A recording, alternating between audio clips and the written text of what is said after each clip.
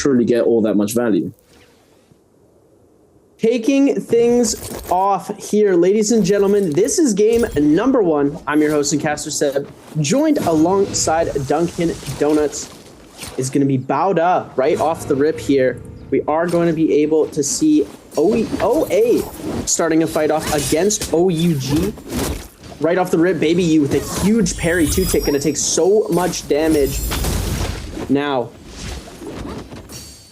2-tick trying to scale away, going to be running right into Baby U. Rest of the team has kept some distance. Not really too sure exactly where Baby U wants to go with this. He needs to find his teammates if he wants to get any sort of momentum going into this game. But 2-tick looks like they're just going to opt to keep the chase going, hitting that bell. They know where Baby U is. They've caught him out. 3v1 situation. This is not looking too good for Baby U. And you see the F coming out from 2-tick here. Here we go, and there it is. Baby U getting eliminated very quickly by the hands of OA. Indeed, that is not the start that you would hope for on your debut day back in OUG in Trios NBPL, but it is only the very first game. There is still plenty more Naraka to be played. We're like 10 seconds in. Calm down, everyone. Calm down. It's okay. But yeah, so far though, other than what we just saw, there's not been too much action. We do see ASE go down as they are currently in soul form, as we can tell from the leaderboard on the left-hand side of the screen. Bowder as well, having lost 2 members. The Hardy, Feria, Matari composition, which is quite surprising. I feel like they did it despite the fact that I said that Hardy was gone forever. But no, he's back. He's back in action. And we did see him the other day, as you said, with the F1. Is rather a peculiar choice, as the combo break has so much value integrated into it. Not only is it a combo break, but it gives you that mobility. It gives you the ability to reset at times and reposition, which can be extremely helpful in the trios game mode. Well, here we are. We've got WZ going up against SS1. Water going pretty low, able to heal up a little bit of that shield with the F on the Wuchen Cookie, looking to come in for the flank now, consolidating onto that one player, barely living. Water, will he survive? He's trying his best to disengage, but no, the quick crossbow swap gonna be able to finish him off. The crossbow out of nowhere. Cookie now going over to his teammate to try and help him out. Zwan now getting caught in that 2 versus 1 situation, an unwinnable situation, unfortunately for them. A WZ picking up 3 kills off the bat. Definitely starting off strong. It's exactly what you want as this composition. If you can get that momentum going, you're going to be able to keep it going through that mid game and potentially snowball the entire lobby. One thing that I thought SS1 did really well there, after we saw the parry come out, the use of the Tessa F1 to be able to prevent that final bit of damage, he did end up getting eliminated seconds later. But it was still a very great effort. You love to see those kinds of plays coming through. We do see Oa's Meng does have that Volpine essence. It is the red soul jade you can get from, you gather these coins around the map up on the top area. I believe it's Arcadia. And you drop them in the middle by this rock down on the bottom on the middle side, and it will give you a red soul jade. It is basically like Immortal Defiance. If you go below 1 health, if you were to get eliminated, you instantly go back up to almost 75% HP and you knock everybody back away from you. It is a very, very strong jade to have, especially when these fights can come down to the wire so closely. Something that you really do want to look out for, because you could be in a fight, you think, oh, it's a 1v1, this person's on 1 HP, you get them down, you throw an all-out attack, and all of a sudden, boom, they have 75% of their HP back, you're on the back foot, you have to quickly think and react, and it's never a good story for the one who fights the Volpine.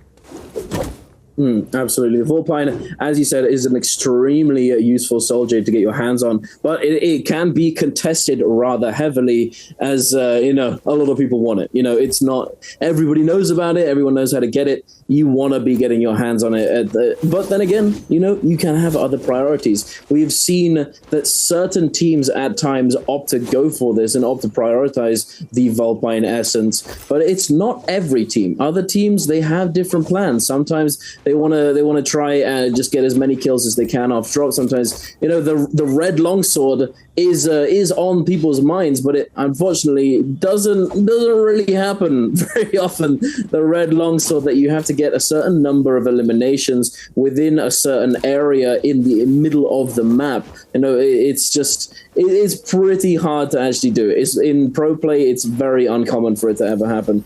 Do you remember a time where it's actually happened? Because I don't think I can. Personally, I don't know, especially in Immortal War, the amount is significantly higher than the amount that you have to do it in just regular ranked mode. Because I know ranked mode solos, it's 2 kills to get it. Ranked mode trios, it's 6 kills. No, it's 3. It's 3 for solos. 3 for solos? Okay, I thought it was. Yeah, it's 3 for solo ranked. I believe it might. I think it's just it scales depending on the game mode. It scales depending on the game mode. So I think you have to get like 6. It's either 6 or 9 eliminations as a team in Imperium. I see. Okay. And it does make it a lot more difficult than going on a treasure hunt. Mind you, if you're looking for coins and you're trying to find all of the correct coins, they're all in predetermined locations that shift game to game, but they're all basically in the same spots. So it is a lot simpler to do that and go for that strategy than it is to try and make the play for the red longsword. But if you do get it, the heal that you would be able to get off of it, if we ever saw that in a trios game, unbelievable. The siphon is definitely impactful. Absolutely, it doesn't do a crazy amount of damage in comparison to the legendary longsword, because obviously it's legendary and then extreme. The actual damage scaling isn't as big as if you were to go from epic to legendary. So purple to gold is bigger in terms of a damage increase than gold to red, but the added siphon factor, the added sort of lifesteal that you gain from it is certainly impactful. Absolutely. But we'll have to see. Maybe one day we will get to witness that. But for the moment, we are getting to witness all of these teams trying to set up and prepare themselves to go into the realm of Yang. We have GG doing a little bit of shopping just before they head in. We do have this the V3 Takeda, as I mentioned earlier, the scaling ultimate. As you could see right there, he's not been able to level up, to scale up that ultimate to the epic state. He's still on that base state of the V3. As you can see, this might be the reason why V1 has been tried out by a couple of these players, a couple of these teams, as it's not always easy to scale up where you have a full lobby of absolute fiends, absolute greats, veterans, scouting. They know the loot parts, they know the hunting parts. You're not always going to be able to get it. And oh my goodness, one other thing you're not always going to be able to get is get into the realm of Yang. The grief comes through. OA now engaging onto TE. We do see Youth go down to ridiculously low HP, but the heals coming in from the zipping, absolutely enormous, keeping him topped up. He was able to pop that ultimate. We're going to grab as well. Meng in the hands of the monk, about to get slammed. Goodbye, sir. OA, PP, and Tutik now running for the hills as they recognize they are at an insurpassable disadvantage in this situation. But we're heading over into the realm of Yang, Seb, and look what we've got here. We've got the Yoto composition. Let's see. Do you think it wins this? Do you think it does well? Against a team like Alliance, right now Alliance hasn't really shown too much momentum in these past couple of days, so I believe that OUG might have the power to be able to do this, and it looks like they are succeeding right now. Shinyu trying to make the play onto NY7 with the Yoto ultimate. Revenge going to be scaling with the dual blades on the side, able to get a couple of shots, and Shinyu switching over to that repeating crossbow. Baby, you now able to take out Revenge. Huge parry coming out, but Good recovery from NY7 on that ultimate, getting that gold focus, knocking these players back so they are not able to come away with the punish. SS now trying to make something happen.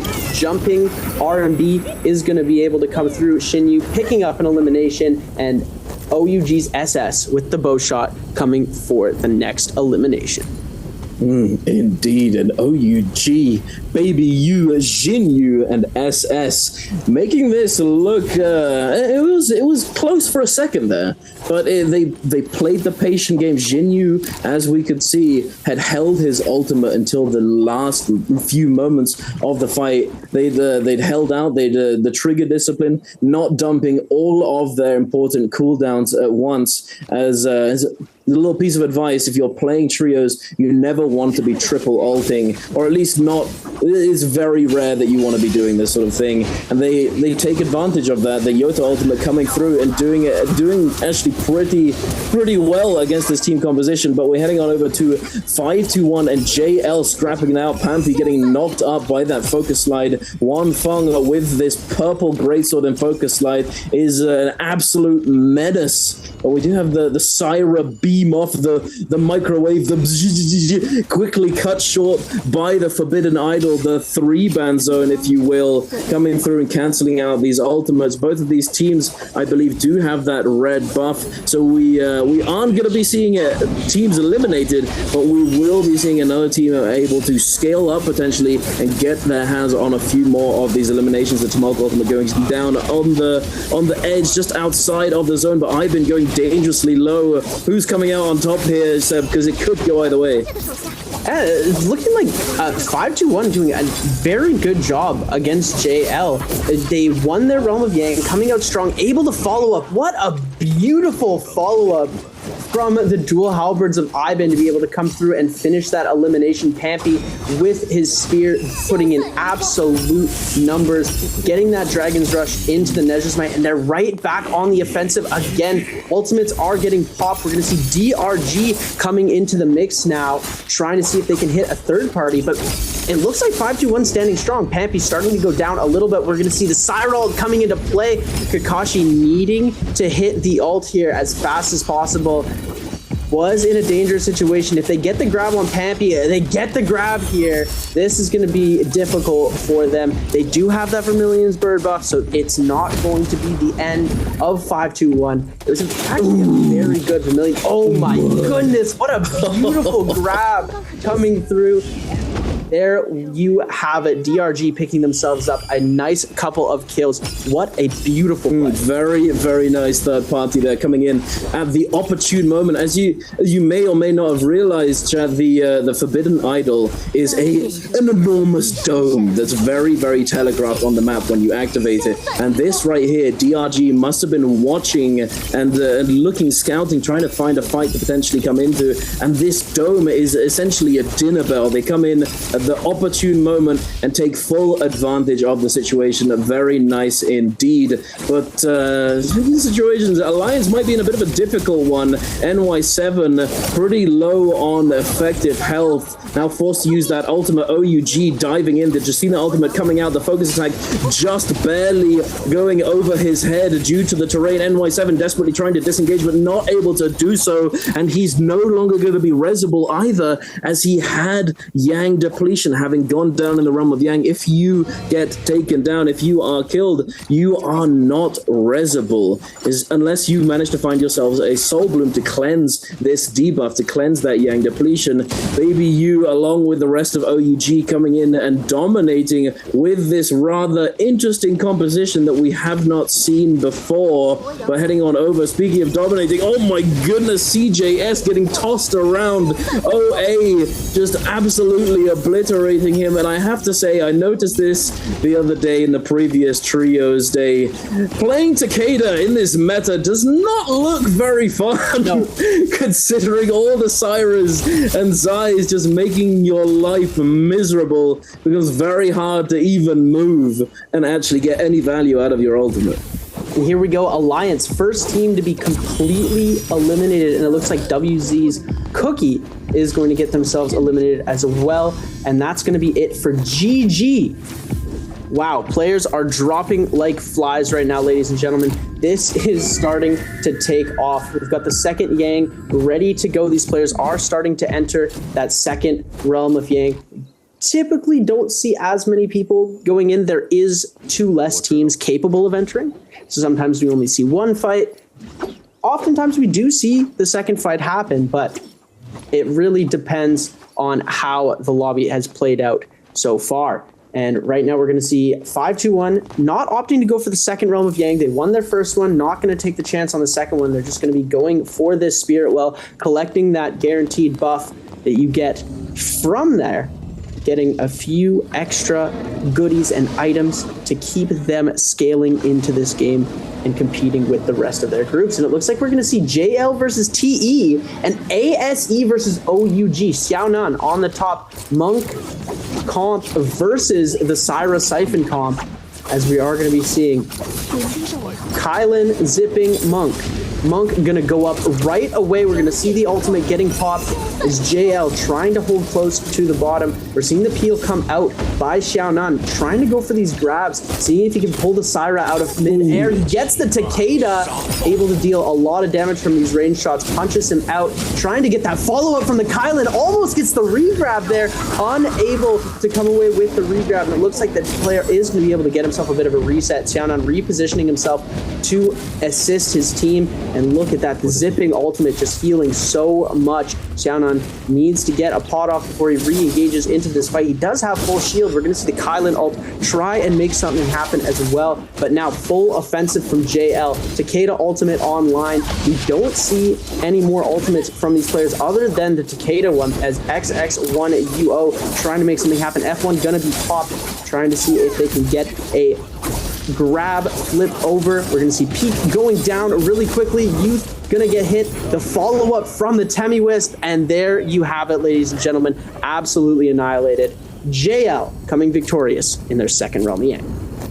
Indeed, and with this Syra Takeda to Mulk composition, no less.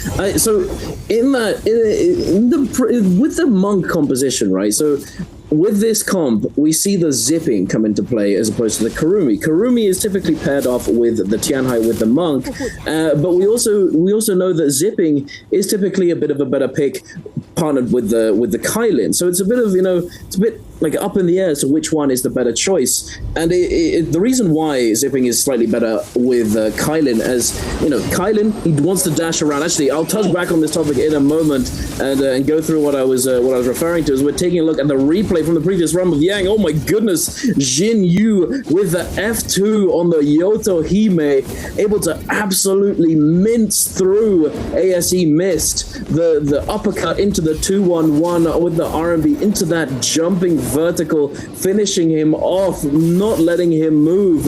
And here we are, Jin Yu now just kiting behind this pillar. ASE Han trying to get something going, trying to find himself a grab, but just not being able to do so as the pillars are obscuring that line of sight. The ultimate coming through from the Yoto. Jin Yu just absolutely obliterating them. ASE just not able to do anything right now. And hey, this composition is looking pretty strong, looking pretty optimal, I may say so.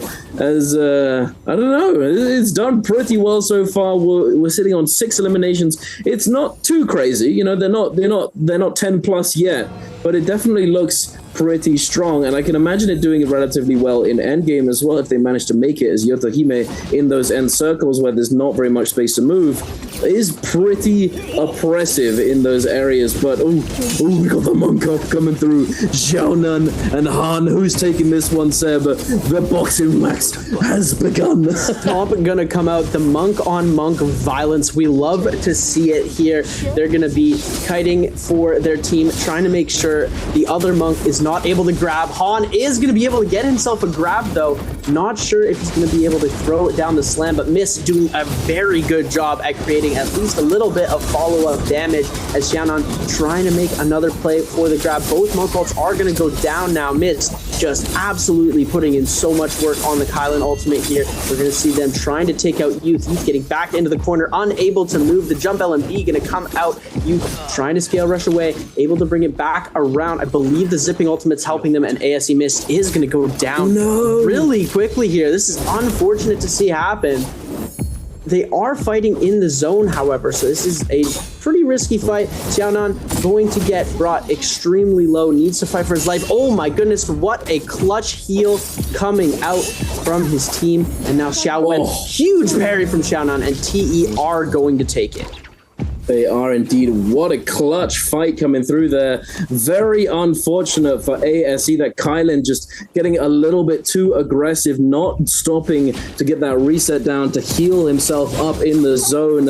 It's extremely unfortunate, really not able to recognize that he was going to get taken down. If he'd healed just a moment earlier, he would have been able to survive, but unfortunately not. And here, Xiaonan getting jumped by OUG, the freeze coming through from the Justina, making it very hard to make their way out of the zone. And it looks as though Youth is going to be in a similar position. He is not going to be able to get out of there in time, having to go deeper into the zone than a chance of escaping the wrath of OUG here. Now TE's peak is going to be left on his lonesome, and I believe he may have a bounty on his head, so he's going to have to get those running shoes on if he has any hope of actually disengaging here. He is playing zipping, and there is quite a lot of terrain, quite a lot of buildings to move with using those scale rushes. Oh, and the parry as well. If that had been Sap, he would have been cooking. He would have been potentially out of there, but I don't think he's going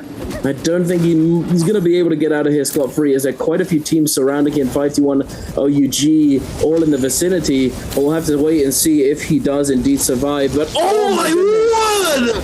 JL absolutely exploded by the Moonbane. Oh, Tactical Nuke has a new name. We usually called it for the Viper ultimates, but that was a blast. Oh my goodness, just a triple hit. Oh, wait a minute. Decimating all of these players here. Everybody's getting hit by this Bane.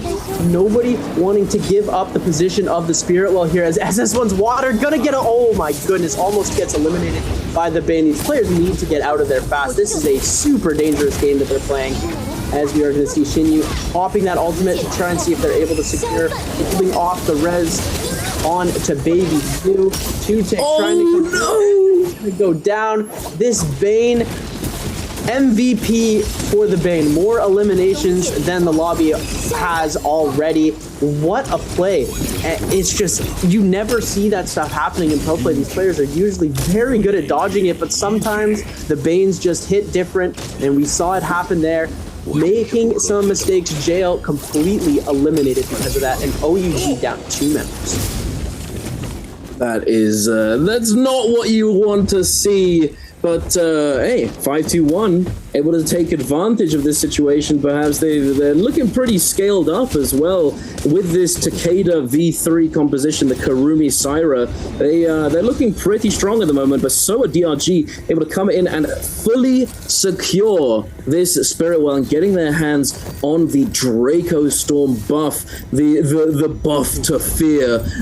All three of them with golden armors. DRG looking very, very favored going into this end game to potentially take the cake, as they're pretty scaled up, and these characters, the monk, the Kylan, do extremely well with these scaling factors. If you may or may not know, the Tianhai, not only his ultimates, health and damage scales, you know, the damage scales based off the weapon and the health scales based off of the armor that you have, but also the soul jades. So if you manage to get your hands on a whole bunch of health soul jades and damage reduction, you're going to be getting those stats in the ultimate. And the Kylan, of course, with the extra health, able to get more slashes out with the increased weapon damage from the higher rarity weapon, able to get more damage in that ultimate. It is going to be huge for them going into these later moments of the game. But you know what else is huge? That Vulpine essence, that red red Soul Jade onto OA's 2-tick is going to be able to get that life reset if he takes fatal damage. And I was about to say, are we going to be waiting a little bit longer before kicking things off, before actually getting a little bit of a skirmish going? But no, it looks as though this Feria has been forced into the ultimate. Bowder's Jing getting peppered down from afar by all of these ranged projectiles. They do manage to make a way and disengage, at least for the moment, but they are in a vulnerable state now, and they need to watch out and make sure that they aren't cornered, they aren't put in that fatal position that they could very well be forced into. TE looking for an engagement onto Jinyu. Jinyu getting a beautiful parry, icing off a little bit of this pressure, but oh, wait a minute, did you see that? The F1 out of nowhere! Get over here, son. Where you going? Hey, come here, boy! And just absolutely annihilated him.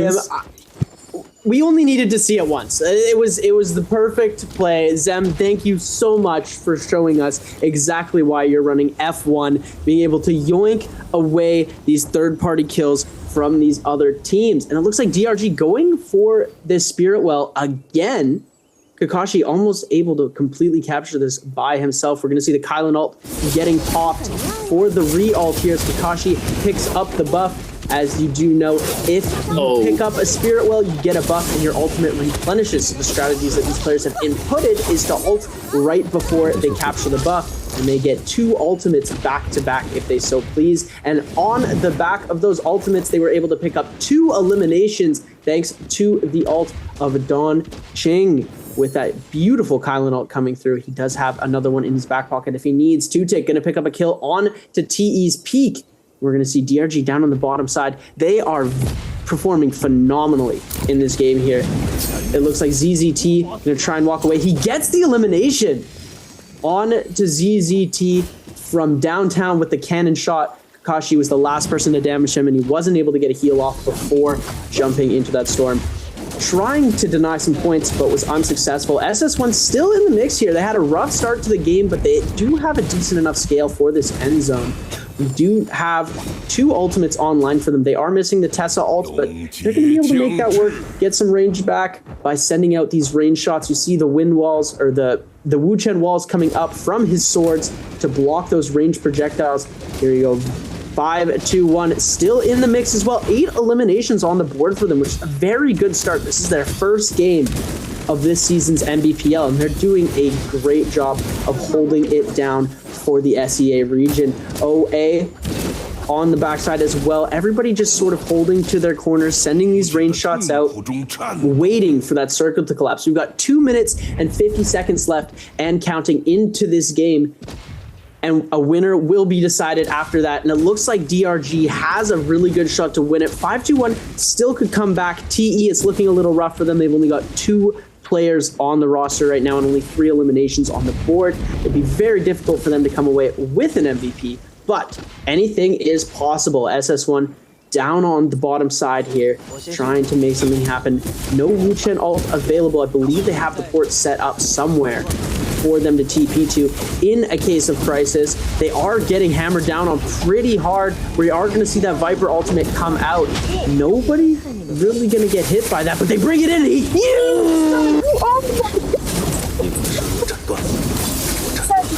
With the ninja move. Oh my goodness, the blind date dropping in, swooping, taking out the members of DRG. SS121 is going to go down. OA picking up the majority of the kills. 2-tick. Oh my goodness.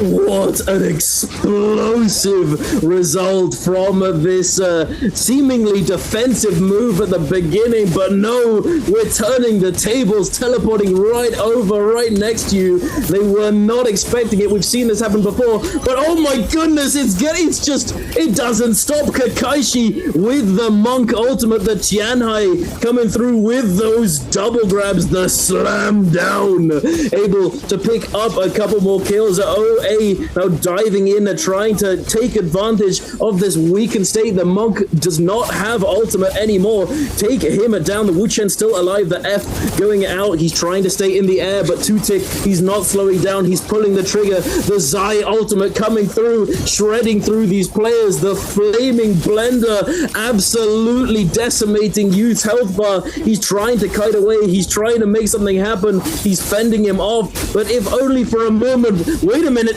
The health, the healing coming through. Will he be able to clutch this up? It's not looking too good. The HP is still there. Two-Tick, if you remember, he did have that Vulpine essence. He's got that safety net coming through, but will it be enough? SS1 Water dropping down from the sky with that dagger, trying to attack this vulnerable target. The Zai with no ultimate. The Syra in the air. OA doing work with this beam. The microwave coming through. It looks as though it might be over, and OA are going to be able to take that first place finish, but will they secure the MVP, Seb? Because that was a lot that just happened. They are indeed. OA on their debut are going to be able to take that MVP.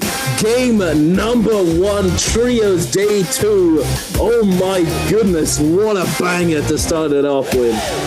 So if you've not visited Yushan Ruins very often in your time playing Naraka, there is that sort of purple portal at the back of the area that takes you into this small room that has a Firefly and a Rage Charge station to be able to get your ultimate, regardless of whether or not it is a nighttime map. But here we are kicking it off with WZ up against OUG. Baby, you taking a bit of damage there, getting caught on the jump horizontal cookie, having already been taken down. WZ scrambling, trying to make the best out of this situation. Xiao Yu scale rushing around with this greatsword. Can he find an opening? Oh, wait a minute! I thought he did, but no! It was turned on his head, and OUG are going to be able to come out victorious in just a blink of an eye. Absolutely cooking at the end of this fight, but heading over to the exact thing that I was just talking about, the Enigma, the little portal at the back of the area. 521 and I believe and DRG all scrapping it out, trying to contest this spot so that they can get their ultimates online sooner rather than later and use that advantage to try and snowball this early game phase. But it looks as though we've got a fight outside. Here we are. Ivan coming through, dodging away from the Tessa ultimate. Very nice indeed. The presence of mind to recognize that she's going to be going for this ultimate, not putting himself in an uncancelable animation, able to dodge away and avoid this Tessa ultimate. The parry coming through onto Yin, and there they go. 5-1 down for the count. They will be able to potentially resurrect themselves in a safe area, but we'll have to wait and see where they end up. At the moment, it looks as though OUG has taken the time to finish off this puzzle and secure themselves a legendary spear on their Takeda. A huge bonus to that scaling ultimate. And something I noticed about a 5-2-1 when they went down, their Kylan was running V1. So usually we're seeing that V2 of the ultimate coming through. They did get those Fireflies and were trying to make something happen with the Kylan ult, but I don't know if it was a misplay. I don't know if they're trying something with the Monk that requires them to use the V1, but we hardly ever see the first variation of Kylan's ultimate being used in trios, so it is interesting to say the least. SS1 now going to drop right in, trying to hit that ultimate water, going to be tossing that Bane on to the members of WZ, trying to see if they can prevent any damage happening from this Tessa charm. It looks like XY or Shuan is going to do a very good job at peeling for his teammates. Luo Yi trying to get out of there as fast as possible, and we are going to see the Wu Chen port. WZ able to make their escape with Luo Yi on 1 HP in a dream. I'm not sure if their team is going to decide to go for the chase here. It looks like they were able to make it out safe and sound. SS1 just going to hang around the Bane, see if any of these other teams are going to get curious enough to approach them in that area. As we're taking a look now, GG coming up onto the side of TE. Looks like we're going to see the ultimate coming out right away from TE's peak. The Syra coming through. 330 as well in the Syra ult. We're seeing the Matari ultimate come out now. TJS, 82%, does not have that ultimate yet, able to get the burn damage off onto the players of TE, trying to see if they can take out that one player so low in health. GG doing very good at standing right now. Youth, very, very close to death, is going to be able to hold off with that Viper ult for just a little bit longer, but these three players are hungry for this elimination, and they're going to be able to come away with one. It looks like the rest of TE is just going to go for the abandon right now, holding off and trying to keep that survivability. That was the last life of TE's youth, so yeah, they are going to back out of this as fast as possible, not trying to end up dead and completely removed from this game. As WZ lurking around the same area, SS1 jumping back into the mix, as well as GG waiting in the wings. TE Xiaonan hiding in the bush. Check your bushes, guys. We've seen a lot of players run straight past these bushes. We've got the no ult zone come out. He tries to pop the no ult zone in tandem with the ultimate from the Tessa, was unable to connect on the ultimate though, as Louis trying to make something happen with these purple dual blades in hand. SS1 as Zhuan trying to peel for his team. Louis is going to end up taking a lot of damage, forced to invest that F ability to combo break his way out of this. Water dangerously low here. We're going to see the double charge come out, trying to go for the parry, ending up just dashing away. We're going to see him back off a little bit here. Coming through, huge parry from Water, and Zhuan able to put Louis into the sky in the blender here. Water dangerously low, but Cookie is going to go down. Louis trying to hold off with the meter dump. Zhuan going to take so much damage here, trying to back off. Charge is going to come through, the 1-2 F ability invested. Huge parry going to come through, and the Matari dash from SS1 Zhuan coming through, and GG coming in for a huge third party. Zhuan getting taken absolutely low, and GG coming in to clean up the eliminations. Indeed, they are. An extremely unfortunate situation for both of these teams. WZ with that sort of that blunder, attempting to try and use that Tessa ultimate with the three bands and with the Forbidden Idol. As you may or may not know, if you use an ultimate like Tessa's ultimate or for example Tumulk's ultimate, and you throw it down and then use the Forbidden Idol, your ultimate will not be cancelled. You'll be the Tumulk ultimate itself, for example, and the Tessa ultimate will still be in effect and still be there. However, nobody else will be able to respond with their own ultimates. But it just didn't work out for them. Weren't able to land it. WZ is Xiao, who it looks as though he is in a dire situation. He's unlikely to make it out with his life, and there it is. WZ is going to be fully eliminated from this lobby. Not the start for Game 2 that you would want to see, as they are already out of contention for the moment. GG now up against DRG. Oh my goodness, Kakaishi absolutely exploded at the hands of GG. Now they're going to be trying to close out this kill, close out this team wipe onto Dong Xing. He's desperately trying to disengage the scale rush coming on through, but there's so much open space. I don't think he's going to be able to make it out here alive unless he pulls something out of a hat. Absolute miracle it would have to be for him to survive the situation, but no, he does go down 3-3-0 with the killing blow. Thankfully, they do have resurrections. Then it's not over for them just yet, but still definitely a bit of a speed bump, so to speak, in their snowball for this game number 2. And you know, it was a very, very aggressive start. We saw a lot of fights off of the rip, especially with that Yushan Runes Enigma play coming through. DRG were able to keep their resurrections to this last point.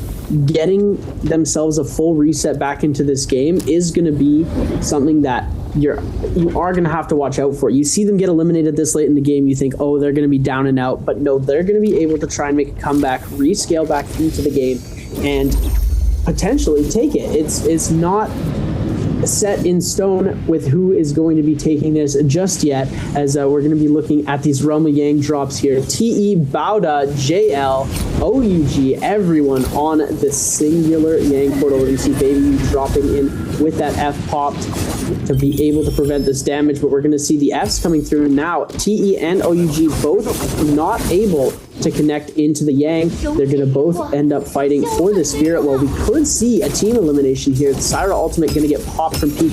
Baby U taking so much damage. We are going to see now the stun coming through. SS doing a beautiful job at healing for Baby U right now. All of these players just losing health, gaining it right back. We're going to see the Zai ult come through. Meteor going up high in the sky, taking so much damage. The heals are not enough for Youth. Youth trying to get out of there as fast as possible, but now they focus their energy onto Xiaonan. Baby U gonna pop that F, able to try and make something happen, but ends up getting juggled through. Xiaonan taking so much damage now, is gonna be able to get a Atari dash into a huge parry, but it's not gonna be enough as OUG are able to clean up the elimination very quickly. TE's Peak forced to run the other way, and we're gonna flip over to the realm of Yang. OA taking on 5-2-1. I've been already eliminated. Kylan ultimate invested for both teams. Meng trying to make something happen with the Monk, able to use that staff jumping LMB to just track Pampy down, decimate the rest of his health bar, and now Yin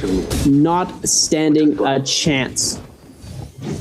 Indeed, it is a bit rough to say the least, but here we are with the Bowder up against JL, XEM in that ultimate. Both Kylins crashing through the enemy team, trying to get through first, get that juggle going, get that priority, but unfortunately it doesn't look as though too much has really come from these ultimates, and I believe that the Monk ultimate from both of these teams has already been utilized, but as you can see, One Feng and the opposing Monk may be able to get their ultimates up back online before the end of this realm of Yang if they survive long enough, and I don't think they're going to be. Oh no, wait, here we are, there we go. One Fang able to get his Monk ultimate back online, but I mean it's a bit overkill to say the least. I would say grab coming through at the end to finish off Jing. You know, hey, you might as well. You got it. You're going to get your ultimate regenerated by picking up this buff in the realm of Yang, so you might as well use it.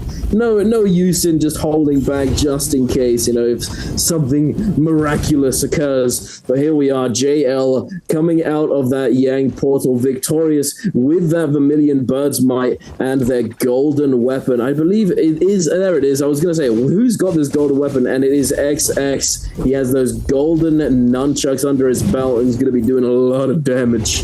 But speaking of a lot of damage, TE Peak getting taken down in the 3 versus 1 by OUG. I believe, is that them fully eliminated from the lobby? I'm not 100% sure. I believe they might be sitting at the bottom of the leaderboard there, so I can't tell if the rest of that team is alive.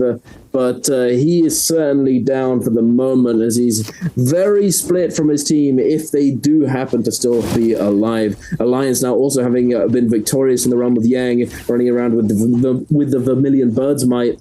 NY7 scale rushing around with this dagger, scouting out these areas, these POIs, trying to find a potential fight, but it doesn't look as though he's coming into contact with anyone just yet. And there it is, JL with their golden nunchucks. They might be running into another team pretty soon, as we saw OUG on the other side of City of Tang, on the eastern side behind this wall. Not sure if they will encounter each other, but it is certainly possible.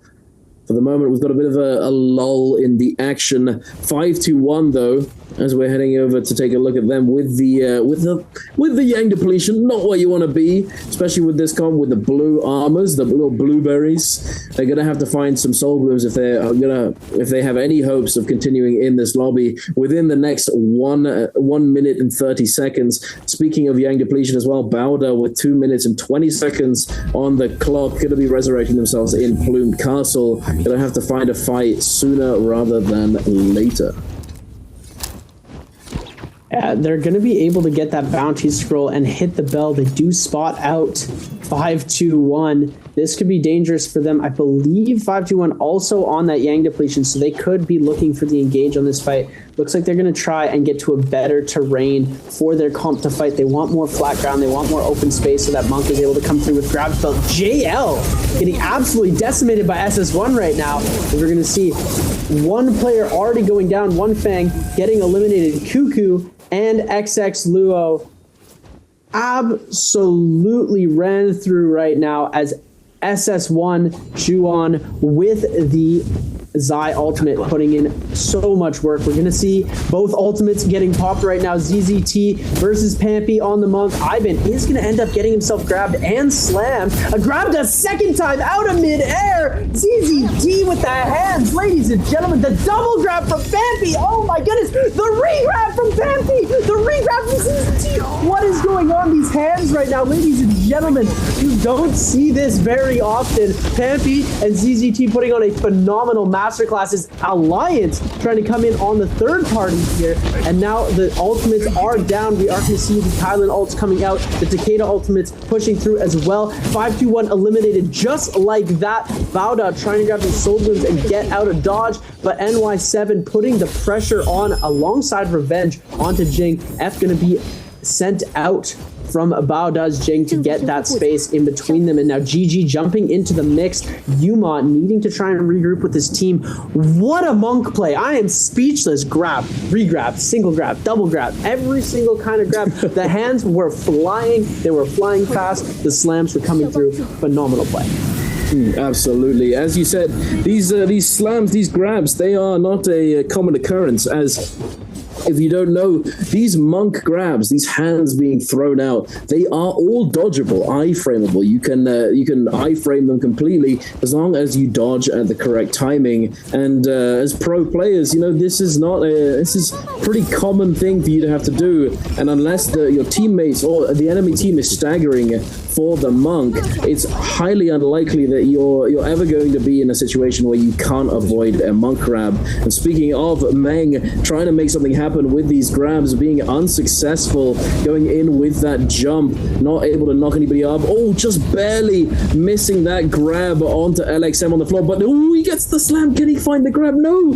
Oh my goodness, this is not good whatsoever. PP with that F is going to be tethered to that Monk, as well as the Kylan now. Tutik getting comboed, getting juggled, trying to make his way back over to this Karumi cycle to heal up before popping that ultimate. And here we are. I believe is going to be coming online soon. There it is. CJS with the Zai ultimate as well, pulling the trigger, immediately getting staggered by the Kylan. Zai doing a lot of damage with those burning chains. But oh my goodness, CJS, he's getting juggled. Tutik, absolute, like, he's just the Drift King right now. He's just sending it. He's going to be able to catch him out of the air. No, not yet.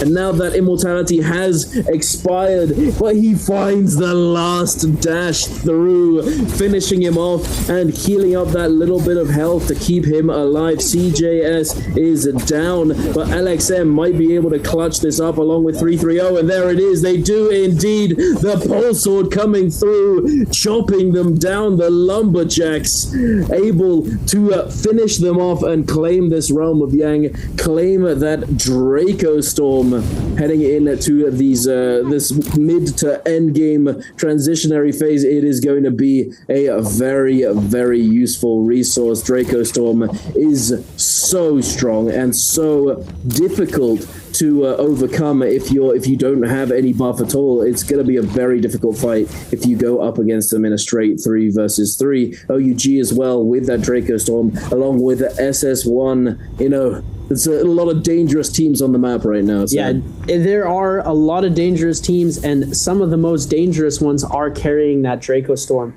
When you get to this level of pro play, a lot of the fights come down to one split-second decision and these tiny micro adjustments these players make that change the outcome of the fight completely to sway it either with or against their favor. And when they're so close like that, having a buff in the game like Draco Storm that just completely tips the scales in the favor of the buff holder, it's something that you definitely want to try your best to get a hold of as much as possible, and being able to capitalize and use the Draco Storm on offense to be able to get a couple of eliminations in the mid game is something that these teams are going to be looking to do. They're just looking to find the perfect targets. They don't want to fight somebody else with Draco Storm, because then they're just evening the odds back up again. They're going to try and find a team, weaker armor, no buff, Yang depletion ideally, so that the team is desperate and they will keep fighting. They won't try and run away. A team like JL coming right out of the Soul Altar here, or OA.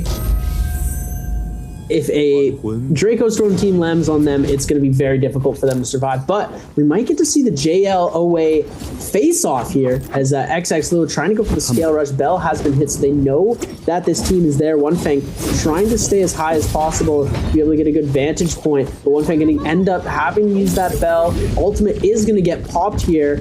Meng not going to be able to get into his ultimate. The terrain not going to be allowing him inside the building. Just going to be hopping around, able to position themselves far away to let that ultimate burn out. Going to still keep following, giving them a few range shots, not wanting to stay too close and not wanting to get grabbed, but still wanting to keep them close enough in their eye line that as soon as that Monk de-ults, they're going to all in this fight as fast as possible. We're seeing now the Monk is going to de-ult. Here we go. One Fang forced to pop that Bell. We are going to see the... Oh my goodness. What a kill from Tsutek here. And this is the beauty of the Kylan ultimate. Zip dashing and prancing around. XX Lou going to try and make something happen, tries to get to the no ult zone as fast as possible. Going to be able to get one dash connect though, and Tsutek trying to make something happen, and they get the elimination follow-up with the fist blades with an assist from his teammate as Cuckoo2, the last remaining player of JL, has now found the likes of OUG, Baby U, and Shin Yu, now going to try and pick up this elimination. Indeed, and I reckon it's not going to be very difficult. It may simply be a matter of time, but Cuckoo is certainly trying his very best to make it as difficult for them as possible. But as a lone Karumi against a very strong OUG, it is a pretty tall order to say the least. Cuckoo getting juggled and just absolutely obliterated there by that final longsword win slash from SS, cutting him down. It is rough to say the least, but here we are taking a look at OUG's Realm of Yang fight up against JL, the fight that sort of put JL in this position. Oh, beautiful grab coming out from One Fang, but we know the result of this fight. We know what ended up happening, and unfortunately, that certainly wasn't enough. The Karumi ultimate,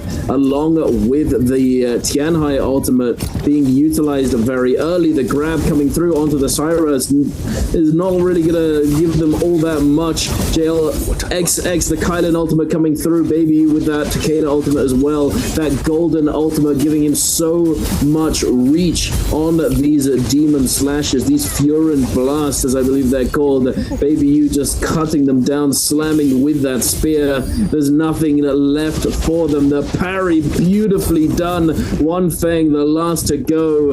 And there you have it. That was what created this whole situation for JL. Now is ZZT. The one too many Z's. He's sleeping. The sleepy T. Bowder trying to secure the spirit well and get their hands on this Draco Storm along with the other goodies that come along with it. And this is actually very smart play by them. They're trying to hold it. They're trying to hold off on capturing this spirit well until the last second so that they can actually extend the duration effectively of this buff, as if they take it earlier, it's going to expire earlier in the game. So they're trying to make it last until later on as much as possible so that they can take full advantage of what's going on in the rest of the lobby, as the other players, the players who won the Realm of Yang, are not going to have a buff anymore. There's nothing, they don't have it. So this team is going to be in a full advantage to sort of create opportunities for themselves and have the agency to dictate the pace of the lobby. GG with a double golden armor, CJS and LXM are looking extremely scary right now. Just sort of just aura farming, just pushing this team back. SS1 being forced away. Get out of here, boys. Just slowly walking behind them. Get out of here. Just sort of, it's like a sheepdog herding the sheep, pushing them away. Get over there. Go. Bark. ASC coming up behind them. Oh my goodness. 330 with gray nunchucks though. He probably has a dragon roar in the back pocket or something, using that to create some space, just block these range shots. I hope he's not just using gray nunchucks if his teammates are holding some spicy weapons in their back pockets without them. As we're going to flip over back to the Spirit Well watch, as Bauda is going to be able to capture that Jing. You saw him. He has that ultimate popped. They are going to be able to capture Draco Storm going to Bauda. And we are going to see now OUG, just hanging out, just hanging, having a good time. Hanging around. Ultimates are ready. It looks like Mortal Defiance. I'm no Severio when it comes to the Jade's translations, but I can do a few of them. There's Mortal Defiance was there. That is indeed Mortal Defiance. And I believe the other reusable Jade is either a used Varja's Grip or we see Starfall. I'm believing Varja's Grip because who's picking up Starfall in the Pro League? But who's picking up Starfall? True. Not the most coveted Jade when it comes to games like this. Bauda, they're in a good spot. They have Draco Storm, but blue armor on their Monk and on their Syra. Zem going to be that hero character with the golden armor. They're going to have him as their main damage source. They're going to want to keep him as tanked up as possible. They're going for the little bit of a glass cannon strat with the other heroes. Granted that the other two do have a lot more escape options when it comes to regaining HP than the Kylan. DRG, ASE, Alliance, they have put a little party at the crib right now, just holding this spot. There's 5 minutes left in the game. Going out with 5 minutes left, you don't get that super good point multiplier. You don't get as many benefits as you would like. It looks like Bauda are gonna try and go for this next Spirit Well as well. These guys are really trying hard to get every single Spirit Well. The grab onto 330. Almost getting the second one there. 330 going to get launched into the sky. We do see that Syra ult still active, trying to see if he can get another grab before this ult timer runs out. He's going to be able to get Yuma here. Gets the double grab, the double slam coming through into the Tessa charm. Ultimate is going to happen. ZZT now. Oh my goodness, all of these Viper ults are going to come through. Everybody stunned. All of DRG getting completely stunned again, leaving somebody with a Zai to come and try and clean that up. We're going to see the Takeda coming out from NY7, ASE going absolutely crazy onto Alliance. Tessa Charm has come out. OUG just chilling comfortably at the bottom while everybody else fighting for this high area. Kakashi getting dangerously low. ASE's Han going to try and make something happen, but the Wu Chen port from DRG going to put them at safety. Revenge trying to make something happen. The F2 going to come out to just try and create some space for Kakashi. The Dazzle coming through. Kakashi could be dead here. The Wind Wall's coming from the Wu Chen to support, being able to block that range damage. Kakashi went from almost 1 HP, almost certain death, to being able to be back into this game. And look at how quickly these games slip on their head. Alliance's Revenge is chilling onto the bottom. The rest of his team looks like it has disappeared. Two-Tick trying to make something happen as well, and Bauda looks to have gotten that that Spirit Well buff a second time, as they now have Draco Storm again, which is going to be extremely powerful. They've got themselves a second golden armor, I do believe, as well. ZZT has that golden armor on the Monk. Could be a huge dangerous target, as we're going to see the Kylan coming through. Zem making some crazy moves onto the members of DRG. Kakashi getting absolutely sharked down, and it looks like Zem able to pick up that elimination. Bauda doing a very good job right now. It looks like they might be able to get themselves a little bit better armor from Kakashi. They don't take it. It's too much of a risk to try and heal up a full armor in an end circle like this. Yeah, if you get spotted out with all of your armor shredded down, you're in for a rude awakening, so to speak. But ZZT, oh my goodness, the Monk ultimate perfectly timed. He's going to be able to armor through an iframe this stun from ASE. Missed the jump, no slam, unfortunately, and then the Wu Chen ultimate, I believe, is going to take them to safety, or perhaps just simply away from this Tianhai. But no, look at, he's caught up to them. Where you going, son? I'm coming to get you. And he is locked in the zone, locked on this poor terrain, not able to disengage.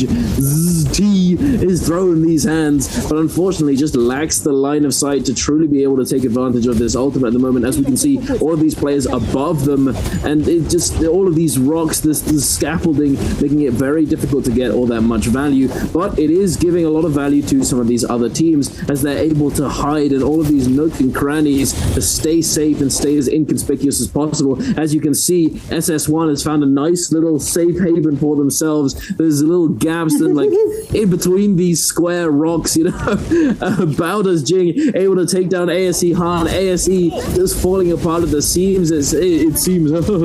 Tessa still alive. Wu Chen is down for the count for now, but Meng jumping up to the high ground with the Tianhai ultimate, looking for the grabs, unable to find any so far. He does have another jump to reposition if he so chooses to do so, but it doesn't look as though he wants to give up this high ground. OA seems very happy to just sit atop this mound, this scaffolding, and just hold on to this strong positioning as all of these players down below them are just getting put in the blender. The Syra microwave coming through. CJS in that ultimate, taking a heal real quick before going back to this obliteration. But oh my goodness, ZZT with the double slam taking down SS1 Juan.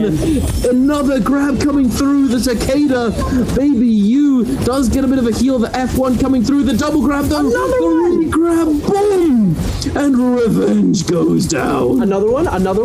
Oh my goodness, he almost had the second double slam. He's gonna have to go for the punch there. Bauda, ZZT, this entire game showing us exactly how Monk is intended to be played. Masterclass coming through, but always Tick is gonna pick up the elimination on him as the chaos is starting to erupt. 15 seconds left into this game. The microwaves are turning on, ladies and gentlemen, heating the food up.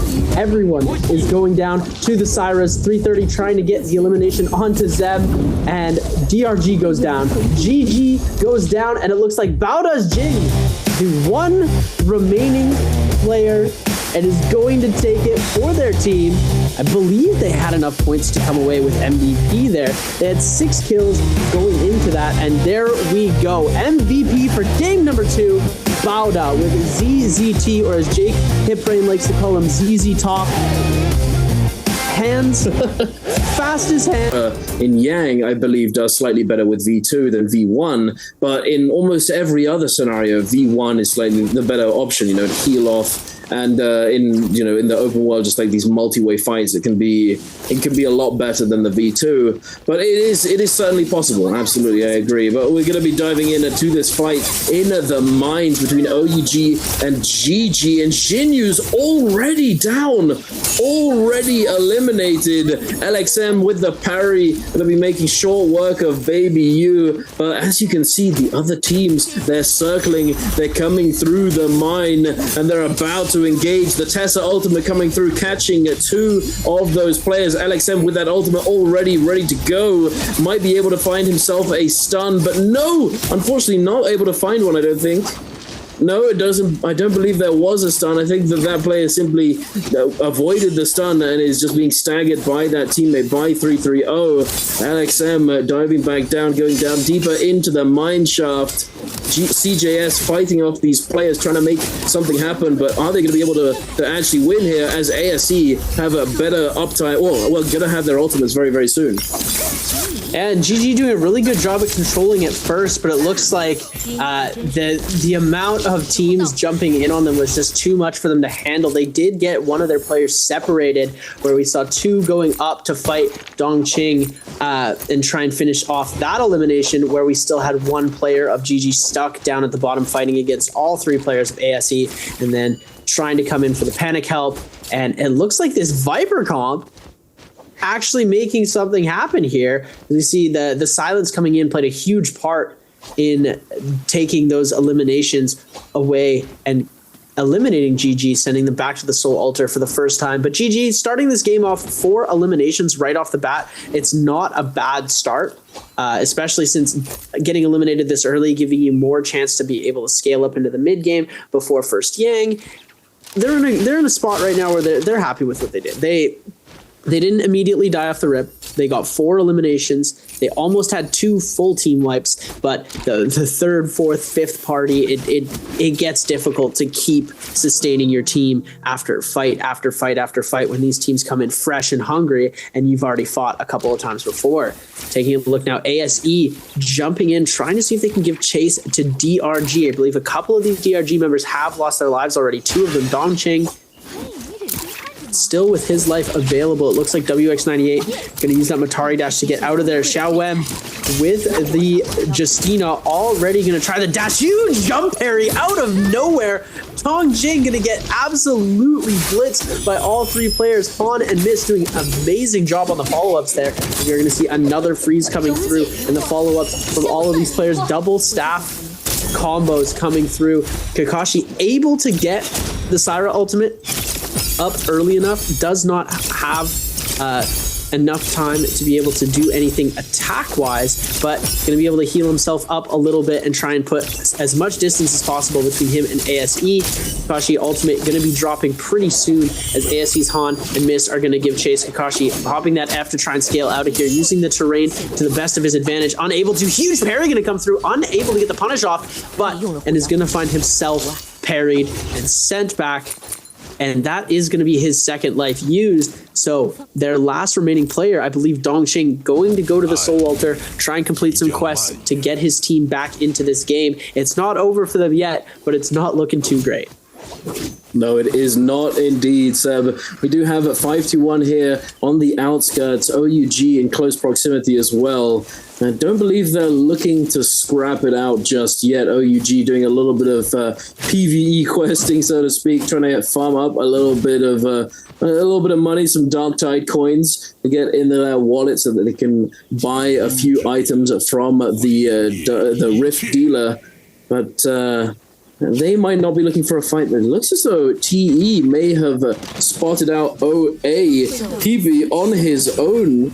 At least for the moment, his teammates are rotating over. They are going to be able to get there in time before their teammate gets collapsed on 1 versus 3. It looks as though they're very willing to fight this out. BP getting knocked into the air, forced to use a combo breaker. The ultimate does come out. Syra Beam being sent out. The orbs being sent to the floor to try and heal up their team. The Dazzle looking for it. He finds it. Xiao Nan getting locked up and taking a lot of damage. But speaking of damage, Tutik also receiving a chunk here and being knocked away. The Tumulk ultimate along with the Syra ult is now down. Tutik with the Takeda ultimate going to try and peel for himself and his teammates and try and find something. He gets himself an armor swap. Very nice indeed. They're going to be able to continue in this fight. Youth getting caught by this Takeda ultimate. The slash forwards. The parry comes through for him though, but it's still not going to connect. Still very low HP. Gianna getting overheld. The chip coming through. He does go down, but PP does lose all of his armor in the back. TE falling apart. It looks as though it is going to be over for them for the moment. Peak in the 1v3, not very much he can do, and OA are going to dominate this fight, eliminate them, and make them have to resurrect elsewhere and try and recover their game. But OA very happy with that one. Scaling up, that Takeda gonna be benefiting from that hugely going into this realm of Yang as it starts to spawn in a minute or so. WZ with their Moonbane potentially looking to find themselves a fight here. Cookie and Luo Ye diving in, trying to hold down these members of SS1, but they are playing that Viper, Tessa, Wuchen composition. So if they need to, they can just teleport away without a care in the world. And WZ, I believe, recognize this and have held off on pulling the trigger. And instead, are going to kite backwards and see what happens. Perhaps SS1 will take the bait and look to try and chase them down. It looks like Water is going to give a little bit of a close chase, but they're not going to play this too aggressively. Yang is coming in pretty close, getting ready to spawn. These players are going to be keeping that in mind, especially when you're a team like Monk, Kylan, Rumi. This is a team that you're definitely going to be wanting to use in that realm of Yang, having the ability to grab dash and slash with your Tianhai ultimate, comboing that with the Kylan ult. The follow-up damage is really, the potential follow-up damage can be huge if you execute the strategy right, and it's what all these teams are attempting to do. We're going to see they're starting to make their way towards these Yang portals. Draco Storm is the buff that is going to be in the Spirit Well, so one of these teams might try and go for that. Could be TE, could be JL. Baoda looks to have conquered that outside the most north northeast, Yang portal. OA at the northern end of the map are going to have the Yang portal to themselves, as there's going to be, as usual, a huge crowd in the middle waiting to jump in, and the feeding frenzy is going to start after that. There could be a few teams that could end up potentially going down to the Yang Reef. And it's always unfortunate when that happens. Rebirths are just ending. You take a fight outside of the Yang, you go down, and it is a very unfortunate instance that happens on rare occasions. And we're going to see first Bauda versus OA. I believe this is a mirror matchup, so we are going to be seeing the same. Oh no, we have Takeda on the other team, so it's going to be Siphon with Syra versus the Monk comp with Syra and Kylan. This is going to be an interesting one here, seeing if the Monk is going to be able to capitalize. When it's a Monk on Monk game, you always see the Monks ulting early. Here, they're going to try and get in as much damage as possible beforehand, and now the Monk is going to come out. We're seeing the Syra in the sky. They're going to try and go for these grabs. Temi ultimate invested to protect from the grabs of ZZZT, and we know he's got the hands to be able to make some magic happen. He's going to go jump in on top of the pillar here, trying to see if he can grab these players who are jumping high in the sky. Looks like OA's Meng on the bottom gets one. Oh my goodness, ZZT with the hands. Two-Tick is going to get himself grabbed once. We're going to see the grab almost happen a second time there. The Kylan updraft, up slash was almost enough to make the grab connect. Unable to make anything happen though. The grapple cancel here on the PP, but ZZT going to be forced to use that bell, getting himself parried here, losing that staff. Two-Tick trying to get the elimination on the ZZT. Gets caught by the Wisp though, misses the Furen, but the follow-up from the rest of his team is going to make it a successful elimination. Jing down, and now the last player, Zem, going to try and make something happen. Turns it into a 2v1 situation here. This is a winnable fight, and I spoke too soon. Ladies and gentlemen, OA winning the first Realm of Yang. I was hoping for the 2v1 win from Bauda there, but the pull sword is a little bit too strong, especially when you don't have enough shield to cover. Indeed, it's unfortunate indeed. But I would like to know, OA doing extremely well. You know, we saw Edward, or previously known as Wang Liang, coming out on top in the first day when on his debut on first day of solos. He came out on top of the leaderboard, being first to end the day. And now OA performing extremely well on their first day so far with 41 points already. A massive performance from them. So OA might be a big name going forwards. They certainly seem to be performing extremely well.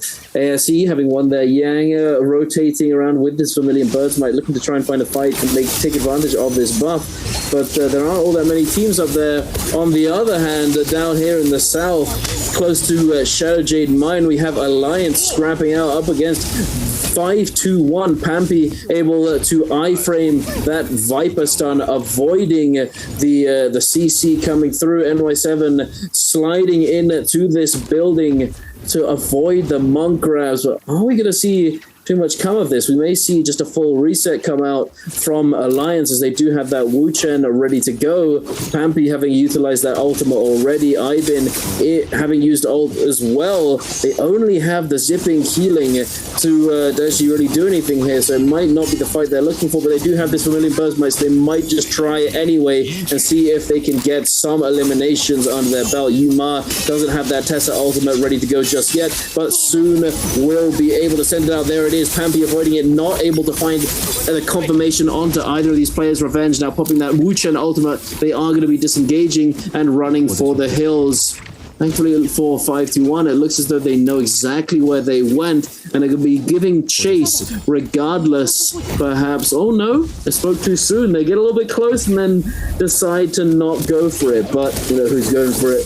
Bauda. They have that Yang depletion. They need these Soul Blooms to cleanse this debuff, or they will be simply falling over after the 2-minute timer finishes off. And it looks as though they might be able to salvage the situation, as they do manage to cleanse, I believe, all 3 members. Now, oh yeah, they did. There was a little bit of an update there. Bauda do in fact managed to cleanse all 3 Yang depletions here. GG close by, not going to be looking for the engagement just yet. Bowder definitely happy about that one. Them with the Kylan ultimate yet again showing how dominant Kylan can still be in this meta. The monk was 1/2 a second away from hitting that ult button, knocked into the air, and then all of a sudden getting sent back to the soul altar.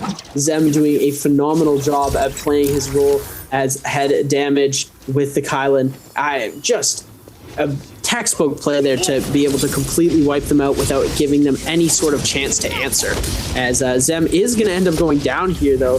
GG CJS going to be able to take that kill, as these players don't have any sort of buff. XX Lu is going to get grabbed here and sent into the storm a little bit. These players don't have Vermilions, but they did just cure their Yang depletion. It doesn't look too good for them, though. And look at the hands! These grabs are absolutely insane. ZZZT is just... He came to play today. His monk is phenomenal, and I'm cheering for ZZZT right now. Triple ZT. That's my guy. Sleepy T. I feel like Sleepy T might be easier. I like Sleepy T. Sleepy T is a good one. Saying ZZZ is just a bit difficult. Especially because you and I say Z instead of Z. Yeah, exactly. Z-Z-Z-Z-T. Right? It's just like, how am I supposed to say this? It's just a sound effect at that point, though. Perhaps that's the point. It's just supposed to be a sound effect out of a comic book. Onomatopoeia. Exactly. OUG getting taken pretty low here. We're going to see the Viper ultimate coming out, and ASE with this Justina comp absolutely crazy, putting in so much work right now. OUG Shinyu is going to get eliminated, and this comp that we were very in question of at the start, we were like, oh, this is an interesting comp, Viper with Syra, and it's performing extremely well for them. Yeah, absolutely. It is going pretty well for them. Perhaps there's something they know that we do not, but we'll talk more about that one later, as we do have this Realm of Yang on our hands. Pampy throwing hands, finding the grab onto Tutik, looking to find the other one, but not able to. Now just forced to go for the slam. Oh my goodness! I hope that was majestic, to say the least. The slam into the Kylan dash midair, into the re-grab. Unfortunately, not able to go for another slam, as the ultimate did time out there. But the fight is certainly not over yet. OA actually struggling right here up against 521. The aggression from the SEA region, very difficult to overcome. PP doing his best, but his teammates, he's gone down. Tutik has been eliminated, and Elixir Meng may be following suit. Now PP with quite a bit of HP, but there's not very much he can do. The fist blades and the dual halberds in his face. What do you do? Someone tell me. There's nothing he can in fact accomplish here. He is just absolutely cooked, with the fist blades just standing in front of you with that shadow dash ready to go, and then the dual halberds tech chase, the pressure from that vertical blue focus. If you tab dodge, you're getting cooked, my friend. And then the jump LMB from fist blades potentially on top of that. There is nothing you can do, sir, especially not with a Hank sword in that situation. And there you have it. 5-1 going to come out victorious, pick themselves up that Draco Storm, and look to try and continue snowballing in this game. But what do we have here? I will say, this WZ, did they pick up that Mystic Might from a Spirit Well? So to speak, that they didn't have a choice in the buff, or did they pick that up from a Yang? I believe it would likely be a Spirit Well, no? It would have had to been the Spirit Well. This is second Yang. We're not seeing any Vermilions, so there's no one picking up Mystic Might in their right mind unless it was a misclick. Yeah, surely not, right? It's very unlikely. There's only two Yangs, and TE won theirs and 5-2-1 won theirs, so it had to have been Spirit Well. Yeah. There's another Spirit Well close by, though. No, I thought I saw an active Spirit Well. We'll have to wait and see. Regardless, 绝不会轻易 WZ with that Mystic Might. If you don't know what we're talking about, you don't know what Mystic Might does, which, to be honest, would not surprise me, chat, because no one really uses it anymore since Draco Storm got buffed and re-added into the game. You know, you're not really seeing it very often, but Mystic Might gives you a slight defense buff, gives you about 15 to 20% damage reduction, and then on top of that, it essentially gives you like a ESP. It gives you the ability to see enemies through walls. Just like when you pop the bell, when you hit the bell, it will reveal everyone within 100 meters. Now imagine that you are the bell and that every so often you send out this sort of sonar that detects all of these players in the vicinity. It's on paper, it sounds pretty good, but in comparison to something like Draco Storm, it's just not really worthwhile, is it? You know, Draco Storm is just godlike. Do you want a UAV or do you want a tactical nuke is the question. Right? Exactly, So, exactly. do you want to know where people are or do you want to kill all the people? Yeah. You don't need to know where they are if you have so much power to be able to just absolutely dominate. And the Draco Storm's if you have Draco Storm, it's very forgiving. It's damaging your opponents when they're fighting you.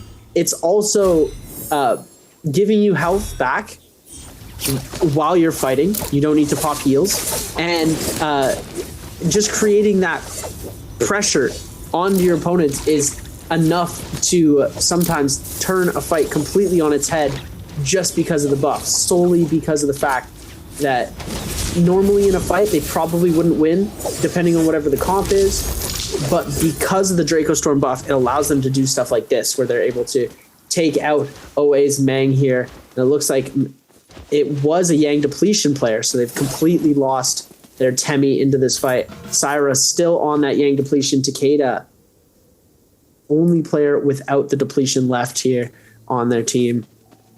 As we're coming in to Circle 3, closing on to Circle 4, we've got 10 minutes left in the game. This end circle is going to be an interesting one. The terrain that we're playing on has lots of levels. It's not going to be too good for the monks, and I'm really, really excited to see how ASE is going to perform with this. The Justina freezes in an enclosed space, along with the Syra ult, along with the Viper. This could be a control lockdown final circle when it comes to these Syras, and the fact that most of the other Vipers have already been eliminated from this lobby. We see ASE, Alliance, JL, and SS1 still with Vipers. They're the only unique Viper comp left, as OA's PP trying to take this fight against GG's CJS, not wanting to engage too quickly, but does only have 1 minute and 10 seconds left. Looks like they're going to try and take to the skies and see where these other players are before re-entering into the zone. 1 minute left on the clock on that Yang depletion timer. If the timer hits 0, without him collecting a Soul Bloom, he will be fully eliminated from this game. So he needs to find a kill fast, needs to collect that Soul Bloom, otherwise he's going to be in a lot of trouble. Meanwhile, GG, slow start to this game, 5 kills on the board, but they've got a decent scale and they've got a really good shot at coming away victorious. We could see, we've got 2 monk comps left, 3 monks left. We've got 1 Zai.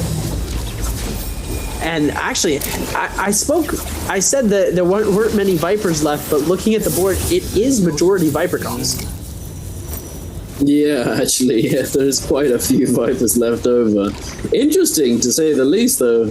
I'm actually quite surprised that there are this many Vipers when it's not really been like one of the things that dictates whether or not Viper comms do well within a lobby is whether or not the zone, the storm, pushes the game towards a sort of the northwest of the map, you know, close to Sunwing, where you have all of those very, very tall trees, allowing you to find these drop downs with Viper ults, etc. It makes it much easier for these Vipers to create openings onto opposing teams. And with these drop downs, you know, is very hard to telegraph. Obviously, if you're in this game, if you're in this lobby, you've definitely got this in mind, so you're going to be very careful about it. But sometimes you just can't stop it from happening.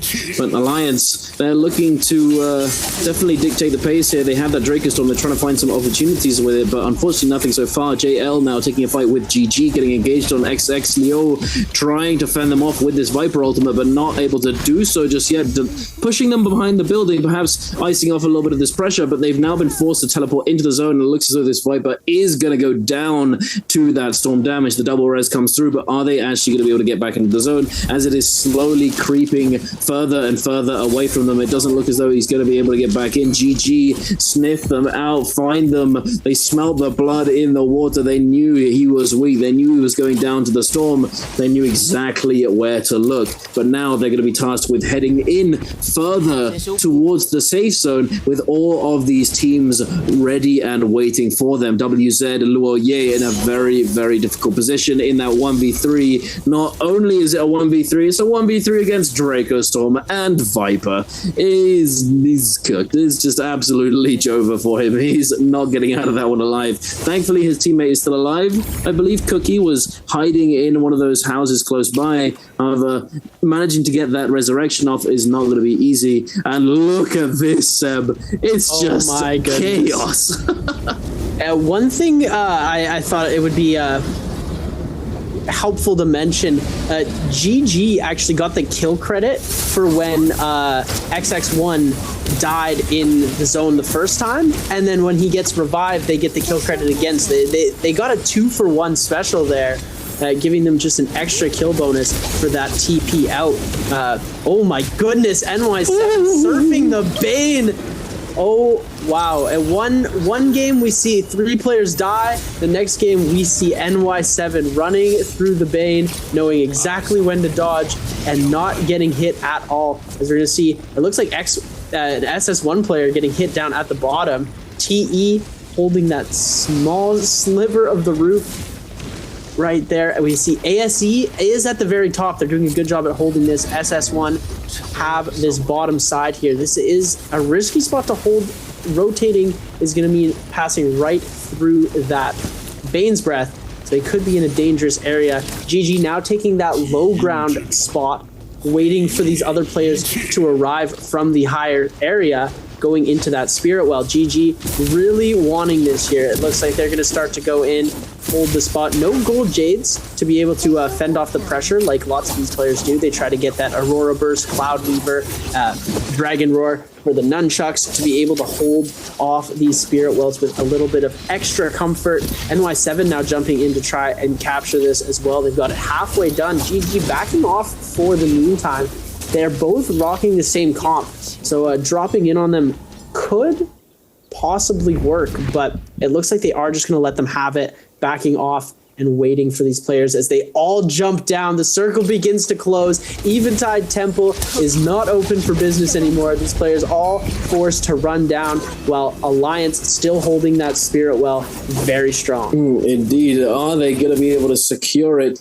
5-2-1 coming in at the edge of the zone. DRG and Alliance contesting this. WZ Cookie, I believe we see him there flying through the air. I don't think he was able to resurrect his teammate, so he might be on his lonesome, but he does have golden armor, and I believe he is playing Kylin, so it is a salvageable situation, and it looks as though now Alliance, they've been holding off on capturing this Spirit Well, now dropping that ultimate, and then immediately regenerating it by capturing the Spirit Well and getting themselves that buff. Yuma getting that White Tiger's prowess for them. It's not the Draco, but it is certainly a very strong buff to have in this end zone, giving you that massive healing and the shockwave whenever you get an elimination. It is not what it used to be. Well, if any of you were here last year, you remember what I'm talking about. It's not what it used to be. It did get nerfed, but it is certainly still a very strong buff to have. WZ Cookie getting caught in the mix there, I believe. He did take a little bit of damage, but he's not down for the count just yet. SS1, a dangerous position, now able to get their reset off. It's a bit spicy. It's getting a little spicy. It's heating up. We do have all of these players just lurking in the edges of these zones. It looks as though ASE Han may have been put in a bad spot and now forced to use that ultimate. His teammate missed, having gone down to that Viper stun previously. Not going to be able to get that resurrection. Han trying his best to salvage the situation and get at least some value, putting a little bit of pressure onto Alliance. The Tessa ultimate coming through as well might spell disaster for them if the combo comes through. The Viper is coming in. The Tessa ultimate. Oh my goodness, Alliance, you might be cooked here. The blender in the building, absolutely shredded. Nothing they can do. The Tessa ultimate was exactly what needed. Whoa! Wait a minute. My God. Oh my goodness. The Viper ultimate with the Wu Chen teleport almost stunning every single person there. That was a lot of purple I saw on screen. It reached out for half a second. SS1 dropped behind the building. It didn't look like too many people were ending up getting stunned. TE holding the last shack in the zone on the inside. SS1 Water, 1 HP in a dream right now, is going to go out. WZ Cookie picking up the elimination. 521 Pampy is going to be on the bottom side. We're seeing the Monk ults come up now. ZZT, our resident hand thrower. Pampy coming through, trying to see if he can get a grab off anyone. The Wu Chen port's going to come in, not able to capitalize on too much happening. There's so many Mataris as well. Han is going to get grabbed here. Pampy going to pick up that grab, trying to go for the double. Han is going to get eliminated in 2. We didn't really get to see the ASE combo happen with their unique comp, but Pampy picking up a beautiful elimination, and ZZT is going to also demonk Pampy, trying to capitalize on the demonk stress, and Ivan now jumping through with these Kylan slashes, just sending everybody up in the air. Zem now forced to pop that Kylan ult as well, trying to send it back and forth, knocking Jing way far out into the zone. Ivan on that immortality stretch. Zem still has a lot of HP for his ultimate, has 3 slashes left plus the immortality stretch. He's going to try and knock somebody out of the zone, knocking these players back, and immortality is going to be popped for Zem now, trying to get this 5-2-1 team down, but the healing and sustain is so much for them.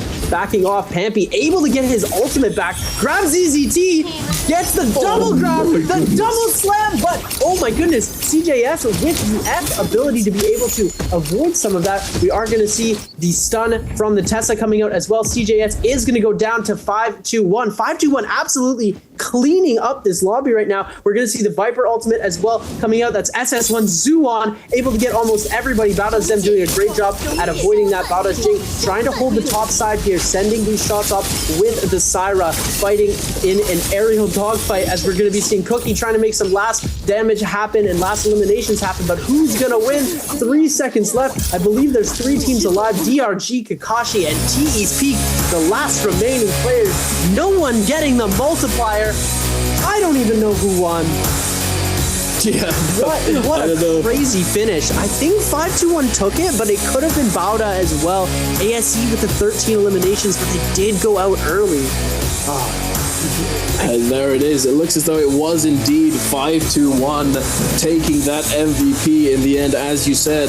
Unfortunately, no team was able to secure, but I'm not sure how effective they'd be in taking people down themselves.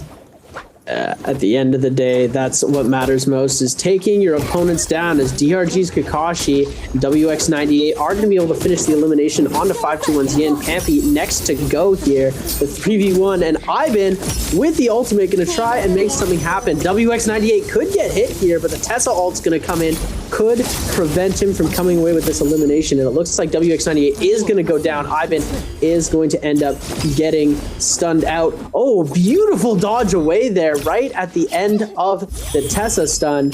Ivan able to pick himself up 1 elimination with that ultimate, and the third party is going to finish off 5-2-1. The Ballista coming in here. Bauda in trouble from DRG, losing WX98, but oh my goodness, the Ballista damage. ZZT, Sleepy T, is going to get eliminated by the Ballista. We're going to see some geysers coming into play here. Zem getting sent for a ride. Dong Ching is going to get eliminated here. Beautiful F coming into play from Bauda Zem. We're going to see the 1 charge coming through. Everyone just bouncing, playing a game of levels right now. Kakashi in a bit of a tough spot. Oh my goodness, who got it off first? And it looks like Kakashi is going to get eliminated. as Bauda takes back to the skies again, and WX98 trying to make a break for it. Indeed, but here we are moving on over to the other side of the map.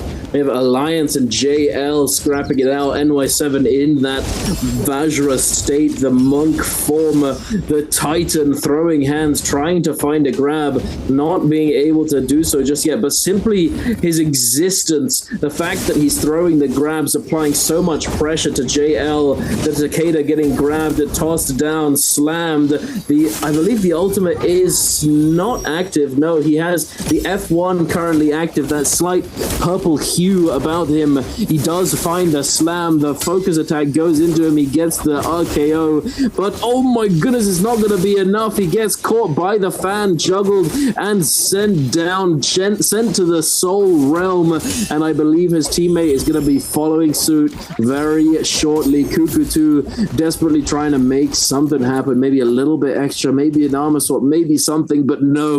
Alliance cut him down and eliminate the team entirely, picking up 3 eliminations off the bat. Speaking of eliminations, we have Bowder on 4, ASE on 3, OA on 3, 521 on 1, and WZ with 1 as well. Speaking of WZ, we are here taking a look at them with the Syra Matari Zai composition. But this new Zai outfit and accessories, very nice indeed. This newest skin line, I know, is very popular amongst the community. They are very big enjoyers, and props to the Naraka Cosmetics team. Beautiful aesthetics are very nice indeed. I always like to shout them out. They're doing a great job. Doing a absolutely banger job. We love to see it, and I'm highly looking forward to the Taka Extreme outfit and the hairstyle. Perhaps I will be going. I'll be going broke after that releases. XD. That's the thing, is I think the Naraka Cosmetics team has done a little bit too good of a job, because they just know how to empty my bank account so quick. Oh, new box, let's open. Oh my goodness, it's just perfectly done, because like they know what they're doing. Skins are so phenomenal in this game. Everything that I've ever spent on Naraka, I have never regretted a single cent. Worth every skin I own, worth every penny. Do I wish I had a star skin? Yes, but like, you know, that's a discussion for a later date. ASE Xiaowen using his Justina dashes to get out as fast as possible. These Syra's just putting so much pressure. Always 2-tick, hungry for an elimination with that Zyle, trying to see if he can get some damage off. Does have that burn charge coming through, is going to be able to get the damage onto Mist coming through, but the ultimate is going to come out from Mist on the Viper. Matari ultimate pop for OA to counter that, and the burn, oh my goodness, the Matari dash comboed with the Zyf rocket.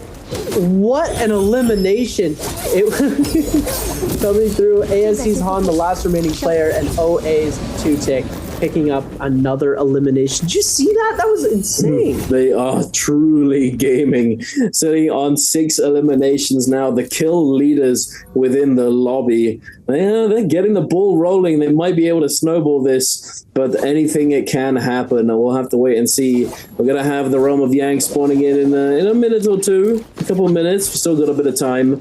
This team's getting ready to go in. WZ, unfortunately, only on the 1 kill. They haven't managed to find themselves any purple armors, but still, this is still like it's still derivative of the budget composition, the budget comp that originally was Matari, Zai, and either Kurumi or Zipping, and it was referred to as the budget composition because it could succeed with only 1 purple armor on the Zai because of the amount of healing, the ability resets that you had with this composition.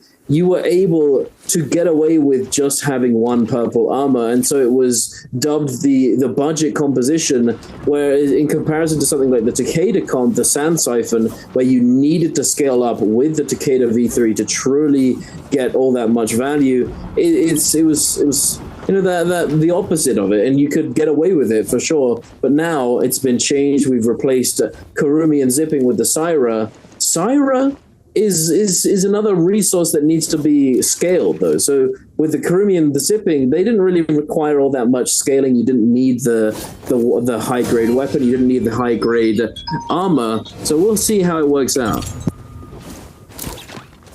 And we're going to be taking a look at 5-2-1 scaling close to these the frozen lake. You can see Yang Portal is spawning pretty close. It looks like they're heading further away from it as SS1 and Alliance making their way to the other side. I believe that Bane is going to be for Alliance since they're heading directly there. SS1 going to be heading to the far Yang Portal, all the way in Narnia over there.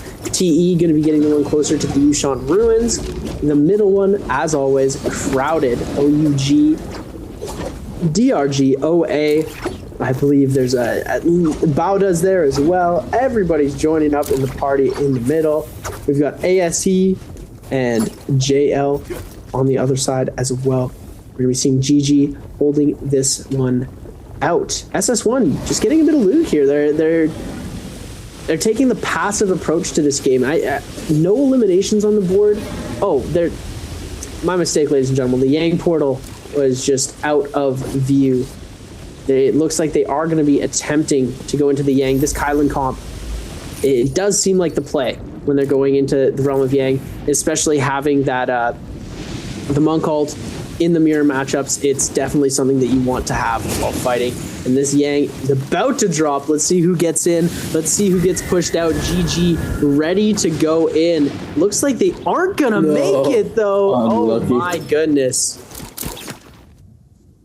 That is rough, to say the least. It is what it is. Sometimes you just don't get into the realm of Yang. We've all experienced it.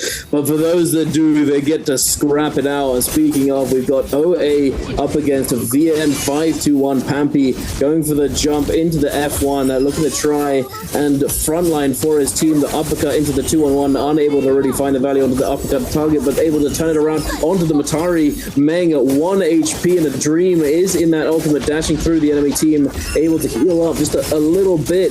Pampy now getting tossed around, is able to make it into that Kurumi circle as Yin brings it over to him, trying to regenerate that HP in that ultimate. Will he be able to actually stand tall in the face of this Zai and the Matari, who's continuously dashing through him?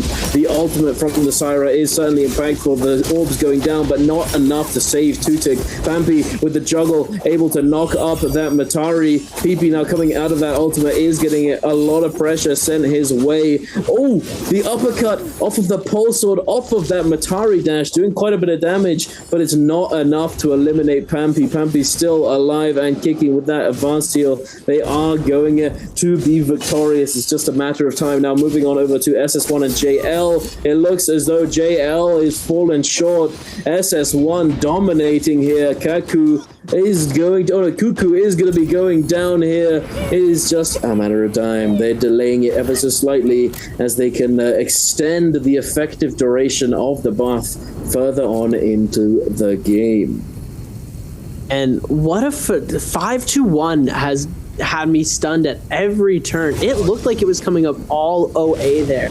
And the peel they had onto the OA Zai, where it looked like a Pampy was going to die, and the Takeda comes in and saves his teammate from the Zai, and they stun him over and over again, knock him back into the air, hit him with 3 fan focus attacks in a row with the finisher to come and take that elimination. The tipping point in the fight that made it go from 5-2-1 to from OA's victorious position to back down, where 5-2-1 came victorious. It was just a phenomenal play there. They were able to hold out just for the perfect time, perfect use of the Furens. And we're now going to take a look. TE's peak coming through. TE winning their Realm of Yang. TE not having the greatest performance today, so winning a Realm of Yang really big for them here.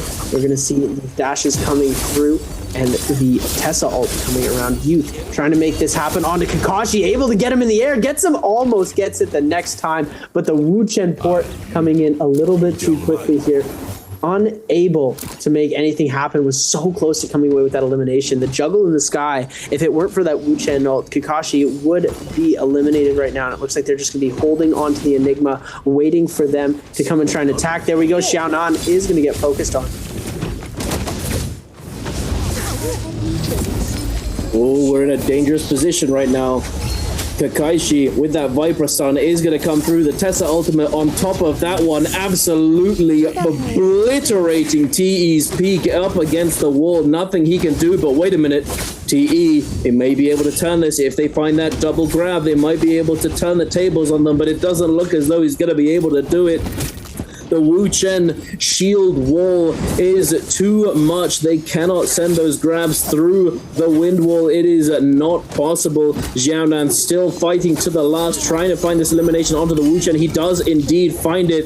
Caught by the Tessa ultimate, not able to grab the Soul Bloom. The Tessa is going to lock down Youth as well. And WX98 is going to get resurrected, and DRG absolutely popping off, going up to what I believe was, they picked up 3 eliminations there, so they're certainly above that, but I can't actually see them on the left-hand side of the screen because they're just too high on the leaderboard. Alliance now scrapping it out up against JL. One Fang coming in with that focus attack, the RMB on the freeze from the Ice Butterflies. Yuma prancing around, trying to find an opening, trying to find an opportunity to dive forwards, but it doesn't look as though he's being given one. And Alliance, they need 2 more Soul Blooms. They've cleansed one, but they need to cleanse the other 2. NY7 trying to find the grabs onto GG, but they're not going to be able to do so. No one to lock them down, no one to stagger and secure these grab confirmations. NY7 getting chipped down from the back.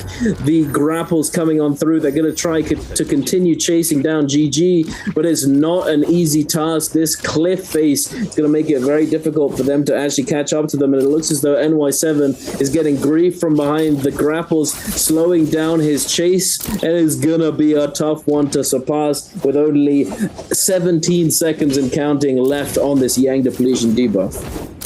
Yeah, this is a tough situation right now. NY7 is just going to end up taking the L, getting out of there. Revenge is going to go down. We're going to see Yuma take out XX10 as a little bit of an exit frag there. We might see him pick up that Soul Bloom, so he could still be in this fight, but we know a couple of these players have gotten down to that Yang depletion. GG's LXM going to be making a bit of an exit here, and as always, PP also going down to that Yang depletion, as you can see in the kill feed. SS is going to be eliminated. ASC's on, coming away with that elimination, as OUG trying to get that body back up. Mist is going to back off, respecting the Kurumi ult here, but OUG and Bauda are going to start going at it. Shinyu coming through with the last seconds of that Zai ultimate, able to get a kill onto Jing. Absolutely beautiful elimination. Zem trying to make something happen, and the portal outs are going to make everybody disappear. Matari ultimates are out as well. Zem getting caught in the Tessa ult. DRG's Dongqing is going to be able to finish up that elimination. ASC's missed. Ooh, looking for the potential tactical nuke. It looks like he is just going to back off. ASC with that very unique comp. I'm really excited to see how they play in the end game. It looks like they were seconds away from getting that kill on WX98. WZ's Cookie going to try and see if they're able to give chase.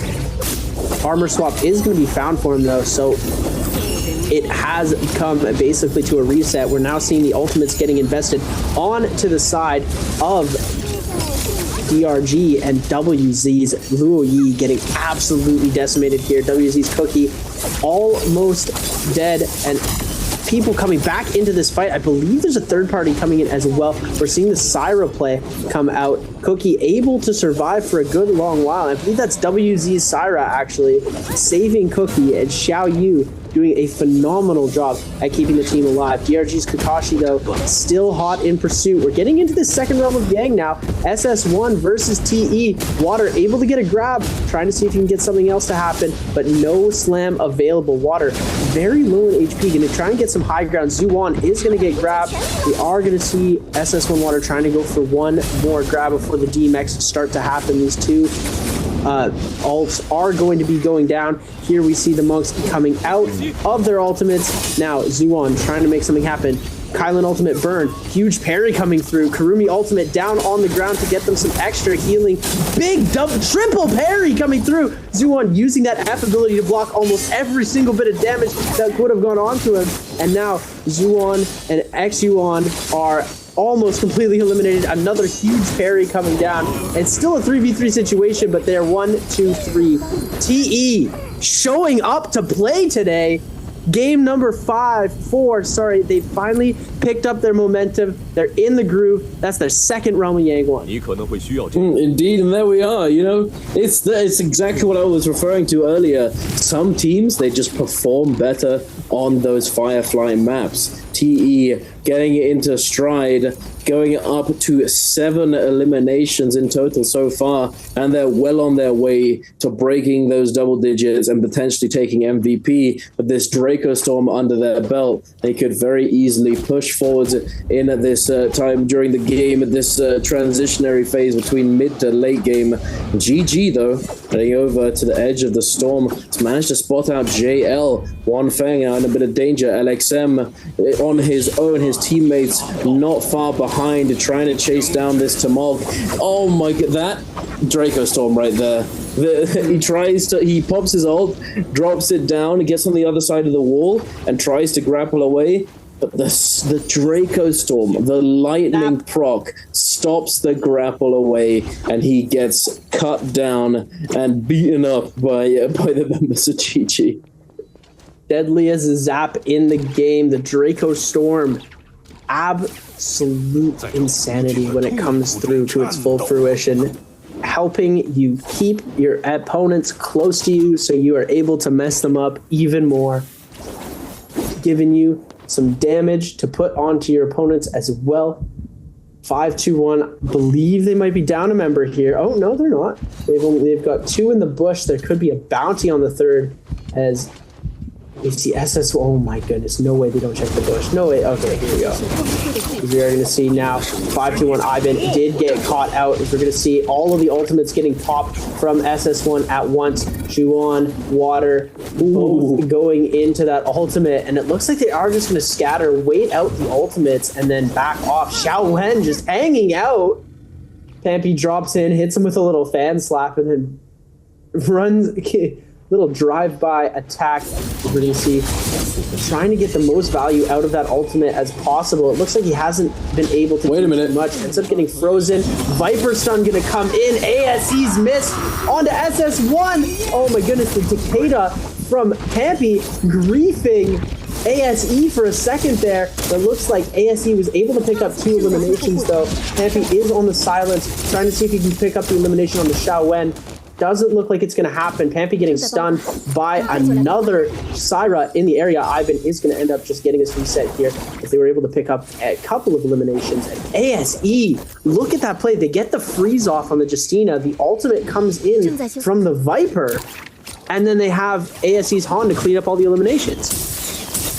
Absolutely massive from them. Unfortunately for SS1, they're not going to be making it out of this one alive. Water on his own. The parry comes through. He goes down, and 5-1, claiming their 8th elimination of the game. What a game for them. 8 in total, scaled to the max. Pampy with that legendary ultimate state is going to be doing a lot of damage with that golden fan. The double effect, the double down, the pullback from the Furin Blast, along with the pullback from the fan focus attacks is going to be a very dangerous Takeda to go up against. But on the other hand, the Alliance here, unfortunately, have not managed to really scale up anywhere near as much. Only 1 purple armor. Unfortunately, Cookie is going to be a vulnerable target for them to take down, though, as he is on his own. The blue armor Cookie trying to disengage. He popping that ultimate to try and get that F reset. It comes through, dashing through the air, the meteor. The focus attack coming through from the side. Not gonna be enough. At WZ just having an absolute mare of a day, just not able to find any momentum. They're just constantly being cut down. And hey, it happens. This sort of thing, it is what it is. Some days it's just not your day. We are all human. But we'll have to see in future if they're able to resolve their internal issues and fully recover in the upcoming bi-weeklies and the upcoming series. But for the moment, it's not been going so well for them. TE, looking for the Spirit Well, going to be picking up that Mystic Might. And a lot of these teams just rotating around the map, preparing for this end zone, this end game with 22 people currently alive in this. And like you said, there's some teams that do perform better on the Firefly days, and it seems like TE's come out to play for game number 4. They've got gold weapons on all of their players. They've got gold armor on at least 2 of them. They're getting that next Spirit Well to be able to catch that buff. And they have gold jades for the fans, 2 golden fans in the hands of their players. And it's going to be a lethal combo because you're going to get hit with the gold jade that we saw coming out, TE's Peak, throwing out the Wild Wind Sprout. And now we've got the gold staff in hand, gold pole sword. The follow-ups are going to be absolutely insane. All 3 of them with gold armor, Mystic Might for the buff. So it doesn't look like they're going to get too aggressive. As opposed to if they would have had a Draco Storm or a White Tiger's Prowess, as a 5-2-1 right now, doing a very good job at keeping the scale up for them.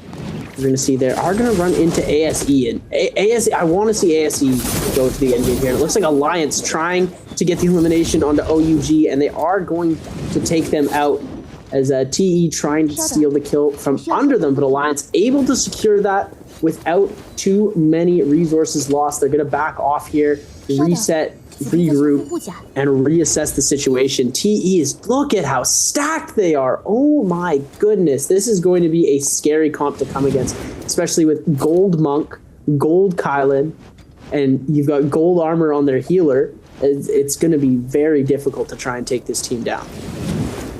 Oh, absolutely. With the Spirit Well coming up in the next minute or so, they're going to have the first move advantage, considering that they do have that Mystic Might. They know where all of these players are in the vicinity. They can plan out their path, and at the same time, they're going to have that little bit of damage reduction to be able to sort of run at these teams, along with those triple gold armors. They're going to be a force to be reckoned with going into these final moments of the game. We do now have that 80% Moonbane, as Raven likes to call it, dropping down onto the map, onto Holoroth. With the reason why it's called 80% is because it takes up 80% of the safe zone. It's just dropped down right bang in the middle. And it forces all of these teams to either scatter to the edges or risk standing within the Moonbane and risk getting taken down, as we saw earlier in game number 1. I think most of all in game number 1, the sheer amount of Moonbane hits, Moonbane damage coming through, absolutely obliterating multiple teams. It's just devastating. But so the danger of Moonbane is always there. Well, it doesn't look as though any of these players are looking to really contest the big purple snake in the sky. And it looks as though TE, considering they do have they're probably the most scaled team in the lobby at the moment, they're going to be moving first and going for this Spirit Well. As I mentioned before, they're going to be trying to get their hands on yet another Mystic Might. And perhaps that's why they're not really being all that contested, as Mystic Might, it is a good buff to have, but it's not the best out of all of them. Oh, as I Dong said, Ching coming through with a huge Tessa stun. This could be very detrimental to them. It looks like Xiaonan was the only one affected by it, though. All these players right regrouped. Not too much of a problem for them, because they're going to bring it back down, capture that Spirit Well. Perfect use of the Monk. Nobody contesting that. Everybody up on the top. If it's not Draco Storm, half of these teams don't want it. It looks like TE's Youth, though, using that alt reset to try and gain some momentum. Seeing if they can pull up onto 5-2-1. Looks like he is going to try and keep his distance, though. Doesn't have very much time left on that ult. So could just end up hanging back. And that's what he's going to do here. He's got the gold longsword and pole sword. These guys have so many gold weapons. They could, you know, if they donated it all, they could build a school or something like that. I don't know. But the amount of gold in their inventories right now is absolutely bonkers. And GG sending some cannon shots down onto OA, ASE taking some shots as well. ASE, it looks like they're in a bad position right now. Oh my god, all of 521's enchanted. Nobody doing anything to capitalize onto that. 521 dodging a bullet there. Every single one of their members was enchanted by that Tessa, and none of their players died. Super lucky for that to happen there. I have a bad feeling about ASE right now. I don't know why. Well, I mean, considering that two of them have blue armor and only Mist has managed to get his hands on some purple armor, I share that concern because it's not looking as though they're going to be all that healthy moving forward into this end game. You know, if you get, although it's not that big of a difference, it still makes that bit of a difference because if you get spotted out as having blue armor, you're immediately sort of recognized as a more vulnerable player. And speaking of vulnerable players, OA Tutik getting taken down by DRG here, and OA Meng getting taken down by GG. OA, unfortunately, just all of a sudden cut down, 2 players eliminated, and PP left on his own in the middle of it all, sitting in this purple bush, trying to stay as inconspicuous as possible on the Syra. He might be able to survive. Only time will tell, as it is going to be getting pretty chaotic very, very soon. ASE was able to pick up a purple armor off of the body that they had just eliminated. They did the risky little armor swap and heal as Kakashi going to take a pot while waiting for his team to try and advance into this circle. 2 minutes left in the game. The circle is getting extremely small. Still lots of levels to be played. We've got about 3 or 4 separate levels where these players are. And then you can include the sky as well. ASE's Han, I feel like somebody's going to parry that when he goes up next time. I don't know. It's looking kind of risky. LXM trying to make something happen. ASE Xiaowen down at the bottom. They're holding a really good spot here. They're able to catch out a player here, drop him into the storm, and it looks like OA's PP forced to ult super early here. We can see something happen, but it looks like Xiaowen doesn't have ult yet, and neither does their Viper. Xiaowen getting knocked into the zone, forced to heal, gets that armor swap though. He does have that extra blue armor they had lying around, so not a problem for them. They're still at their full strength. GG up at the top. TE as well, still very, very strong looking. DRG holding that other side of the bottom corner. Alliance getting sent into the zone here, trying to bring it back in. You see, oh my goodness, huge parry coming out from Pampy here, but no punish damage, able to dodge out of that. Not exactly sure how that happened, but his team did a good job protecting him. TE still incredibly stacked, hasn't been able to capitalize on it, but a huge wild wind sprout able to knock some of these players off. TE Shoutout is going to pop that ultimate. LXM trying to make something happen with the Monk Ult too. ASE's Han getting grabbed. So many Tessa stuns coming out. All of these players trying to get these grabs.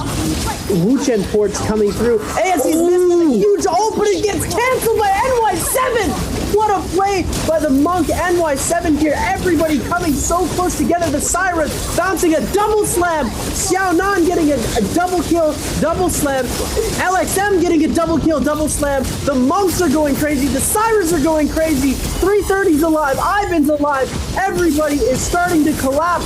CJS trying to see if he can get a Kylan dash. He gets a couple of eliminations. Alliance gets killed. Alliance getting 3-4, TE getting kills. I have no idea who won. What just happened? Oh, ladies and gentlemen, I think TE took it, but wow. You're absolutely right. TE does indeed take the MVP. I believe at the end though, ASE was the last man standing. I think they managed to get the placement in the first 2 round selections. Let's say if you're in the third.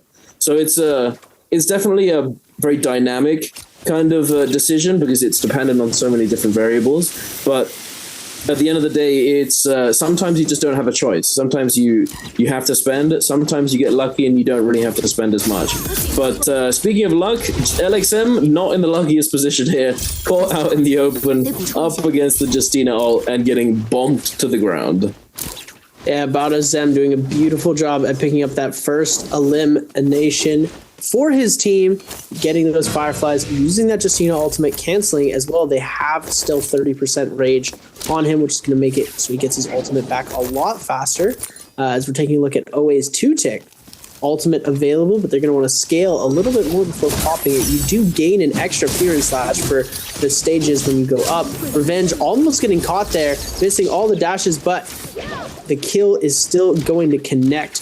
Aizen with the pole sword, putting in some huge damage numbers. NY7 is going to be the next target. They've got one dash left to make this happen. It looks like they are going to end up backing off, though, jumping to the other side. JL's XX Luo going to be popping that ultimate as well. Everybody ulting onto the bridge. Parry's coming out of nowhere. XX Luo's frozen. Pampy's trying to make a play onto the Kylan. Kylan into the immortality. Yin getting sharked on. JL's 1 HP in a dream. Karumi ult coming back to help.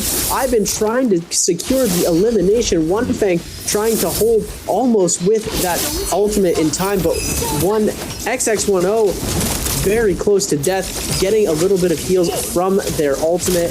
Cuckoo 2 trying to make something happen as well, knocking everybody into the air. Revenge picking up the kill into XX10. One Fang trying to get the grab from the Monk ult here, is unable to grab Revenge, getting extremely low. The D-Monk's going to come, has a little bit of armor, but the Dazzle Stun is going to come through, and they're picking themselves up another elimination. That's 2 kills on the board for Alliance, as 5-1 back up into the no ult zone, not wanting to contest this. Indeed, you used your ults, you're going to go to safety, and perhaps they'll path over towards the towards Wreckage Plains or Shipwreck Expanse. I'm an OG. It used to be called something else at the very, very beginning. I still can't get it out of my head.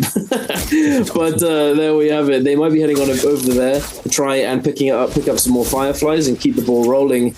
But who knows at this point? They might simply be going to try and just loot up a little bit more, as they were lacking a blue armor on one of their players. Cuckoo 2 now in a very difficult situation in a 1 versus 2. Does manage to send out that, use that Biting Fury to send out the empowered vertical focus attack, but it's not going to be enough at all. Alliance picking up yet another kill, going up to 3. Speaking of kills, we have Bowder on 1.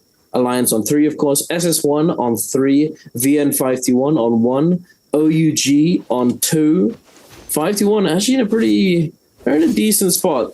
They haven't used their rebirth. They haven't died yet, but they've only managed to find 1 kill. And as I said, I think they are doing exactly what I was talking about before. They're heading on over to try and pick up these Fireflies. And as some of you may know, I am the Firefly, the connoisseur. I would do exactly the same. The grave mines. Hey, Fireflies, if any of you don't know where these things are, there are actually resources out there that will allow you to find yourself a map with all of the Fireflies pinned. It's an extremely useful tool in a lot of different situations, especially with certain characters and in trios. It helps out a lot. If you don't know where they are, I highly recommend going and finding them out and just learning where a few of them are, so that you can potentially kite away and find yourself an ultimate when you most need it. You know, it's extremely impactful for sure. But let's take a look at this fight, Seb. But WZ, are they going to be able to salvage their day? Because so far it's not been going so well. Louis is going to get hit with a Tessa Charm, taking a lot of damage. We're going to see the grab on the Xiaonan, but the TP is going to happen. He's losing a lot of HP here. He's going to get the D ult.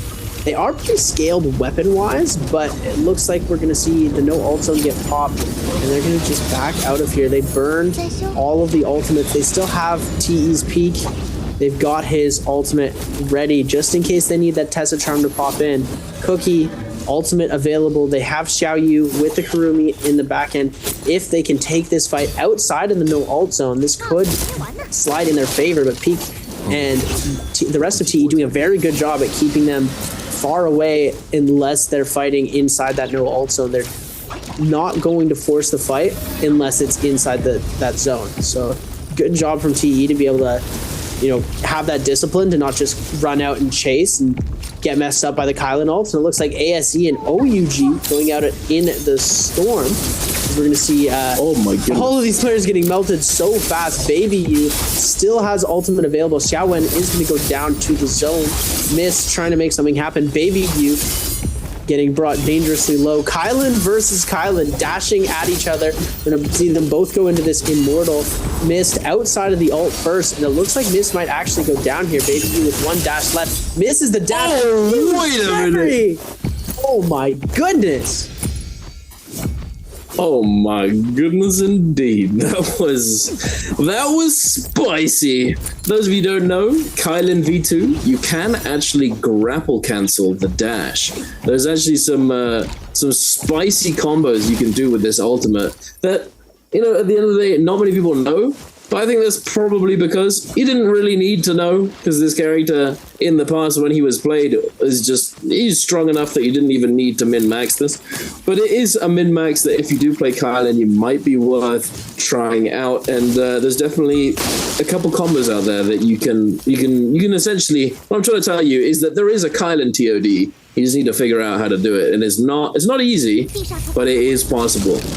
Regardless, though, that was definitely very nice indeed. You don't usually see the parry coming out while someone is in Kylan ult, as you can usually just dash right through, but it is a sight to behold when it does happen. Also, for those of you who are wondering what those yellow ears are on Cookie's head, this is a mainland China exclusive crossover from Meituan, a delivery app that was gave this little cosmetic with these yellow bunny ears. For any of you at home wondering what on earth is on his head, I just thought I'd let you know. Instead, yeah, I thought it was some kind of visual bug. But honestly, hey, shout out to all the Meituan drivers out there. True, Meituan, legendary. Oh yes. SS1 going to be on the offensive here. They're trying to take out the last couple of members of OA, and PP is going to go down. 12th team, first team completely eliminated from the game. OA not having a great game at number 5. They've still got one game left to make back up for the performance that they've had in this game.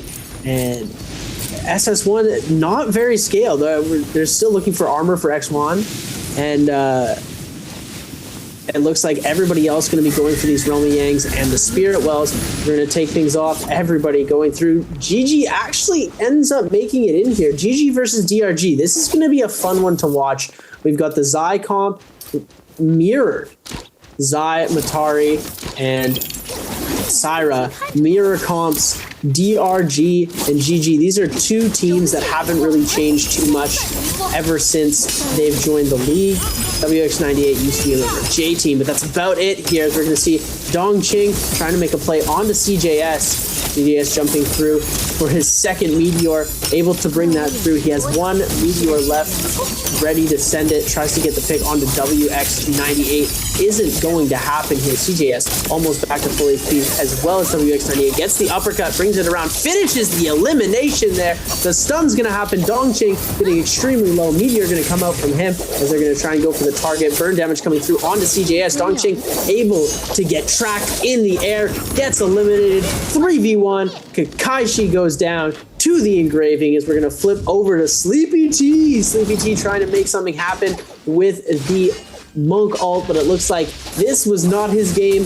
We saw him go crazy in the past, but it looks like the Takeda NY7 doing absolute wonders to stop him here. It looks like he's going to go very, very low. They're trying to get him out so bad right now. NY7 able to get a huge uppercut into the one, able to take him away. 3v2 scenario. Scale rush into the uppercut. F1 invested from both Syras at once. We're going to see Revenge trying to make a play. Zem's going to go down. Revenge taking out Jing. Without a second thought, Bauda goes down, and Alliance starting to pick up the pace here. That's what I like to see. Yeah, absolutely. Alliance, before J-Cup, you know, in the previous years, Alliance was one of those teams that just could never really find their footing. They weren't sure of themselves. They were almost there so many times, but they would fall short on a very regular basis. But now Alliance, for a while now, has stepped up. They've been performing much better, and it's always great to see the development over time, the evolution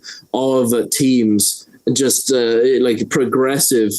progressively improving and learning and being able to keep up with these veteran teams, these OGs, and actually contest them. It's definitely really great to see. And speaking of, another perfect example of that is 5T1, the SEA regions. There is no better way of saying it. They used to get dominated. They just couldn't really find their footing. They weren't up to par with the remaining NBPL teams. But now it's a completely different story. They've spent a considerable amount of time training, learning, and improving, and now they are a force to be reckoned with. They're not going to fall over without a fight. They are going to fight to the last and do a lot with it and do very, very well, as we've seen time and time again now. But now we're taking a look at the big slam. ASE Han with the double grab. Unfortunately, no kill was gotten from this, no elimination, but quite a lot of damage. They are in a very bad spot though. Triple white armor, Seb. That's not what you want to see at this point in the game. No, you're late enough into the game where you at least need some blue armors on you. Triple gray weapons. And it looks like they just respawned into a whole firefight. And Dongqing Kakashi actually picking up the elimination as the DRG comes in on the third party. Now they're going to try and take out GG here. 330 taking a lot of damage. Looks like he is going to go out, but Bauda Zem picking up the elimination. CJS is going to get eliminated by Dongqing. Bauda coming in for the fourth party was able to pick up a couple of eliminations. Looks like Zem just jumped in there solo, got the kill, and was able to get out. Rest of his team joining up with him now as Sleepy T and company coming through. They're able to get the double charge onto Kakashi, but the F invested is not going to allow them to secure the rest of this elimination. No ultimate left for Zem. They're going to see the ballista coming into play now. This is a dangerous zone. Sleepy T going to pop that ultimate as fast as possible, wanting to avoid dying from the ballista. You're going to see him get to the bottom of this ballista tower, out of range of the shots from the top, trying to see if he can get something going on with the grab. Can't find anybody. Gets one! Oh my goodness! The hands on this man! Sleepy T says night-night to Kakashi. Night-night indeed! Sleep well, sweet dreams, buddy. Into the ground he goes. And Sleepy T, he is absolutely gaming on the Tianhai today. Is he the new Tianhai GOAT? I feel like this team has also prioritized getting him on Tianhai every game. I feel like we've seen him play this character every single game. I'm sure there must have been one game that he hasn't played it yet, but he played Wu Chen a couple of times. He's played Monk. This is his third game playing Monk. So that actually, what that tells me is that his aim is just godlike, and it makes sense because Wu Chen has always typically been the priority player, the priority character to be given the range weapons and all of the ranged jades. So it actually makes a lot of sense that he's playing Wu Chen as well as Monk. But let's take a look at this replay from the realm of Yang at WZ and 5-1. Pampy absolutely cooking the ice, the freeze onto Xiao Yu, cutting him down, stabbing him through, and eliminating him in the realm of Yang. And 5-1 now ready to go yet again, ready to load up and get into this next realm of Yang. Are they going to be able to do it? Oh, a little spooky? No?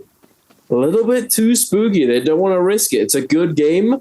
They don't want to risk getting griefed on their entry. Wise choice, I would say, but at the same time, it's they are going to be missing out on this realm of Yang, as we are now privileged to watch GG up against, I believe, I can't see, he's moving too quickly. JL, that was it. He's moving too fast. I can't read. I'm getting old. Don't worry, my eyes are working. One Fang trying to see if he can make a grab, automatically going for that Syra, taking the Syra out for as much time as possible, just holding, not even going for the slam, is what seems to be the strat for them. They don't want that Syra all putting pressure on his teammates, so he's going to use the grabs to try and just hold that Syra out of the game for a certain amount of time. CJS has that ultimate available, launching these attacks, trying to get that burn off, does not connect with the burn. We're going to see 330 taking a lot of damage from that. XX Luo going to have to be forced to retreat. CJS is going to get taken down. The Cav Blue coming in from XX.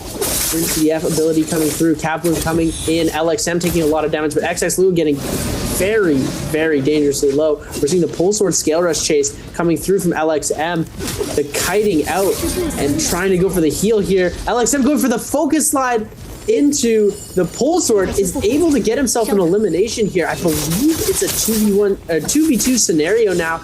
This could go either way. It's looking like JL has the upper hand right now. We are going to see a beautiful dash, huge follow-up, almost gets the elimination. Cavalry Blue coming through. 2v1 situation now from the 3v2, now turning it back around to a 2v1, and GG recovering that. What a beautiful recovery. JL have got to be upset about that. That was beautiful. The Matari dash, while the Kylan was trying to grab onto the pillar, the empowered dash, knocking him down, and then like canceling the end frames into the Pole Sword LMB catch into RMB focus. Oh my goodness, that was oogly. That was spicy right there. I like that one. There's not one you see every day. Extremely difficult to time. Very, very nicely done by GG there. And as you said, JL is bound to be feeling it after that one. That is going to hurt in the morning. But hey, GG, pretty pleased with themselves. Draco Storm under their belt alongside Alliance. Alliance popping off this game as we talked about earlier. SS1, I believe, got themselves a Mystic Might from a Spirit Well. And SS1, unfortunately, hasn't been performing overly, like, too well. They're definitely playing consistently, though. I think that they were in the top 6 today. I believe that this is their second day playing, though. They may get pushed down, but certainly not a bad performance, but certainly not a massive one. You know, it's no WBG, almost 80 points on day one. But hey, slow and steady wins the race, perhaps. JL, they're going to be needing to win themselves some Soul Bloom soon. Oh my goodness, the juggle through the air, mate. It was a little scary for a second there, but the combo break comes through, and the Monk is online, Seb. Ready to load up and throw some hands. Monk trying to throw some hands. It looks like One Fang jumped a little bit too far down, trying to see if he can get that Syra. Syra's not going to be able to get grabbed.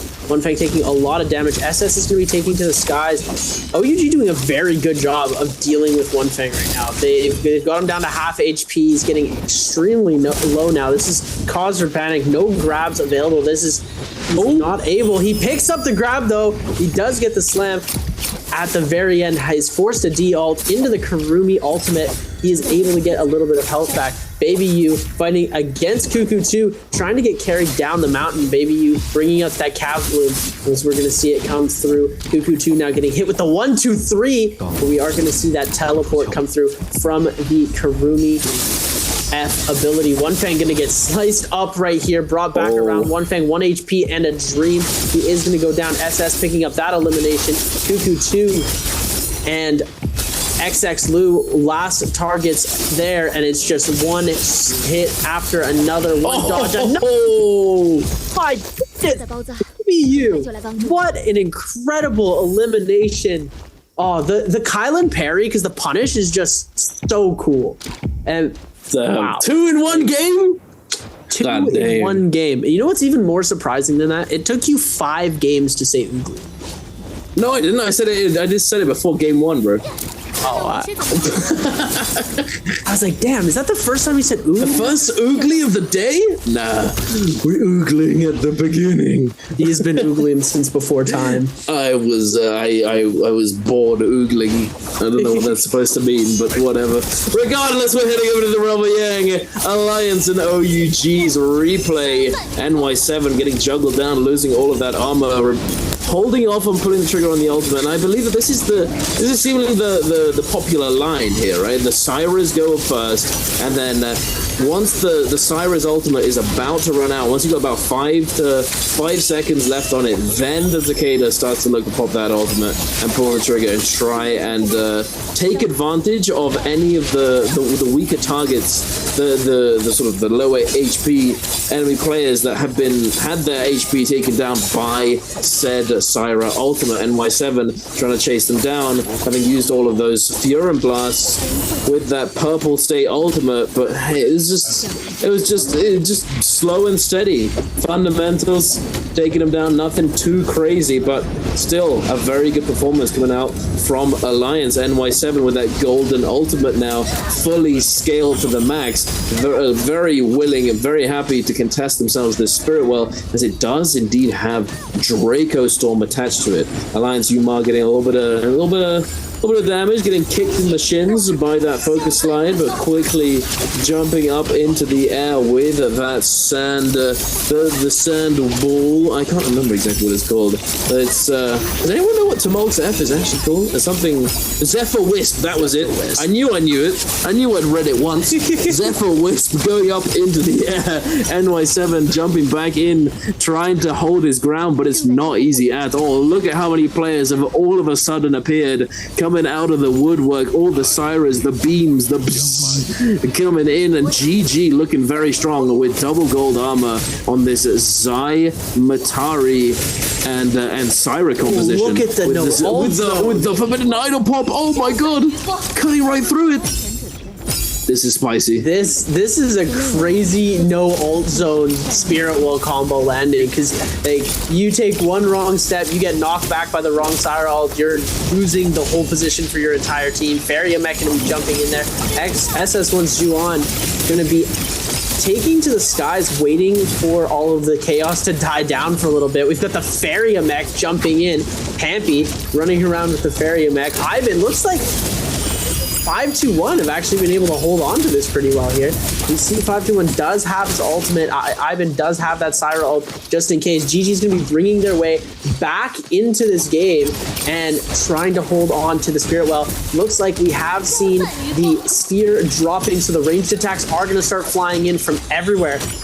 Nobody's going to get this Spirit Well. Revenge making sure that GG is not going to be able to capture here, as 521 is going to end up just backing off. GG, CJS scaling to the other side, needs to get a reset off before anything big can happen next. And SS1 actually able to pull it off. They do have the Draco Storm now, didn't even notice that they captured, and they're aggressing so hard onto OUG now. Shinyu taking so much damage. We're going to see the ultimate come out from Juan. And there we go, one elimination more for the pile. 11 kills for SS1 and company so far.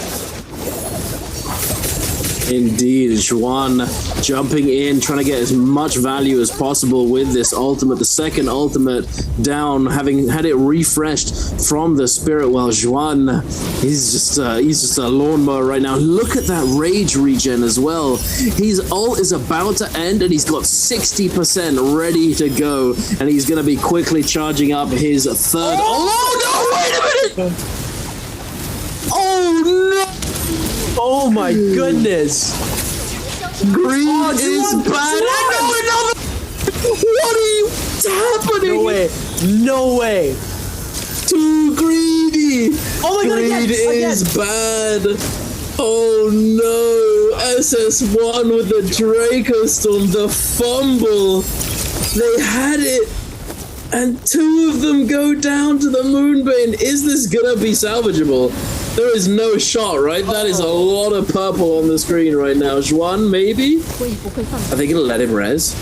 Surely not, right? He's gonna get triple striked again. Oh my god, that is rough. That is rough indeed. SS1, their dream quickly turns to a nightmare, and they get cut down by the purple snake. Oh no. It really is a Bane's Breath MVP day today. It kind of is, isn't it? Yeah. We get the JL team wipe, we get the SS1 basically team wipe, and now we're going to be seeing Alliance trying to go for the CJS dangerously low here. 330 trying to do a good job of healing for him. Able to get a little bit of heals under his belt. We do have that ultimate active. Oh, I see it. I see it. TE's going to go for the tactical nuke. I'm so ready for this, ladies and gentlemen. It's been a while since we've had one of these. NY7 going to be popping that ultimate here. Seeing the Takeda come out. Yuma trying to dodge CJS and the Zai ultimate that's ensuing that. NY7 doing a great job of peeling, getting all of these other players off his back. They do have that merciless Havoc that's doing them such huge favor right now, being able to control so much of the zone. We're going to see the Temi ultimate come up now. Tessa Charm going to come through, though. We're going to see the Viper drop. Viper is going to be coming through any second now. Where is TE? They need to drop down. I think they're waiting for the Temi to come down. There's one member of TE. Temi wall is down. Viper is going to start dropping. 11 players left. 3 minutes and 45 seconds remaining. We're going to see it in just a second. We know he's up there. Production. Let's go. Do it. Jump. Do it. Jump. Just do it. Oh, do it, Jordan. He's waiting. The trigger discipline. They're waiting to the last moment. The spirit more patient than me. Oh, spirit well. You gotta do it now. You gotta send it. There it is. The drop down. Oh my god. Wait. Oh, only one? One? Oh my goodness, they butchered it. They butchered it. Not like this. He pressed ult and then jumped off right away, and now Youth is going to be paying for that. They are going to be able to get that TP out, and they almost had it. The Spirit Well just got captured. Xiaonan so close to greatness.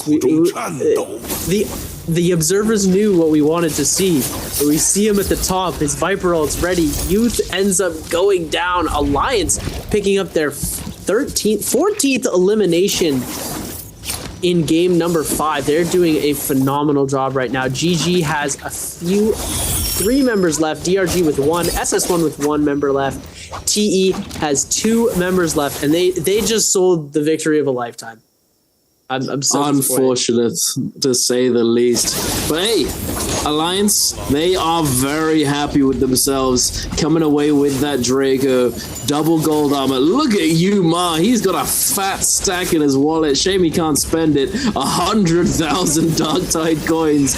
He's a little saver, that one. NY7 popping that ultimate, pulling the trigger, gonna send out these golden fan RMBs. Unfortunately, it is broken. It's out of durability. It still does damage, but it's just not going to be as much as it could be. CJS getting juggled around, trying his best to stay away from this Takeda, but you're not going anywhere, Sonny Jim. We got Alliance Revenge with the beam, sending it out. The pulse, it is just too much to handle. SS1 Water still kicking. The Syra ultimate is ready to go. Might be able to clutch up some placement points here.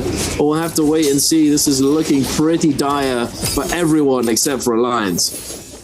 You can see how the Draco Storm is affecting everyone. As Kakashi's falling down to the ground, we see him get hit by a couple of Draco Storm lightning strikes, losing a lot of his shield, and it causes him to go out and get eliminated. 330 is going to be the next in line for this to happen. Revenge heading to the top, trying to go for a Dragon's Rush into Nejasmite there.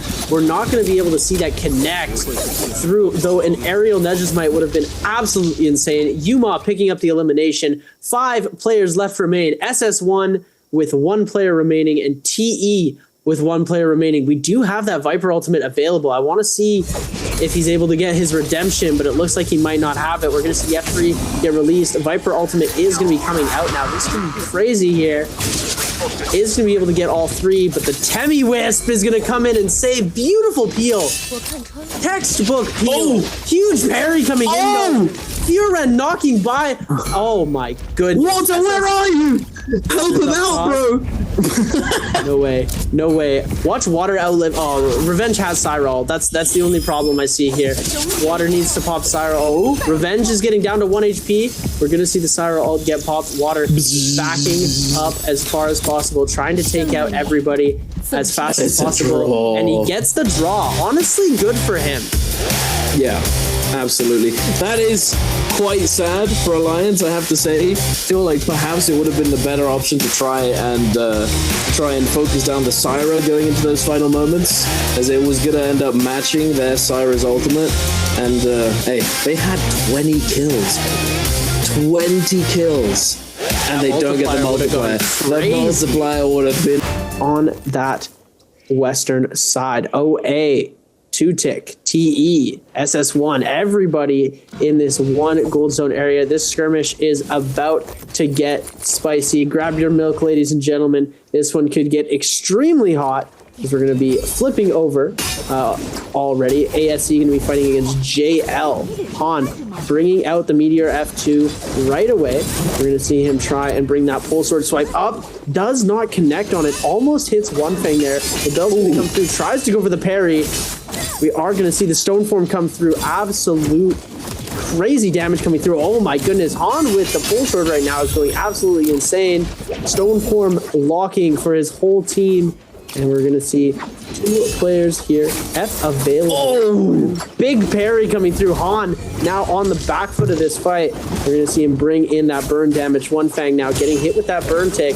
This could be it for their team. The 3v1, the parry coming through from Xiao Wen. And now it's One Fang versus all of ASE.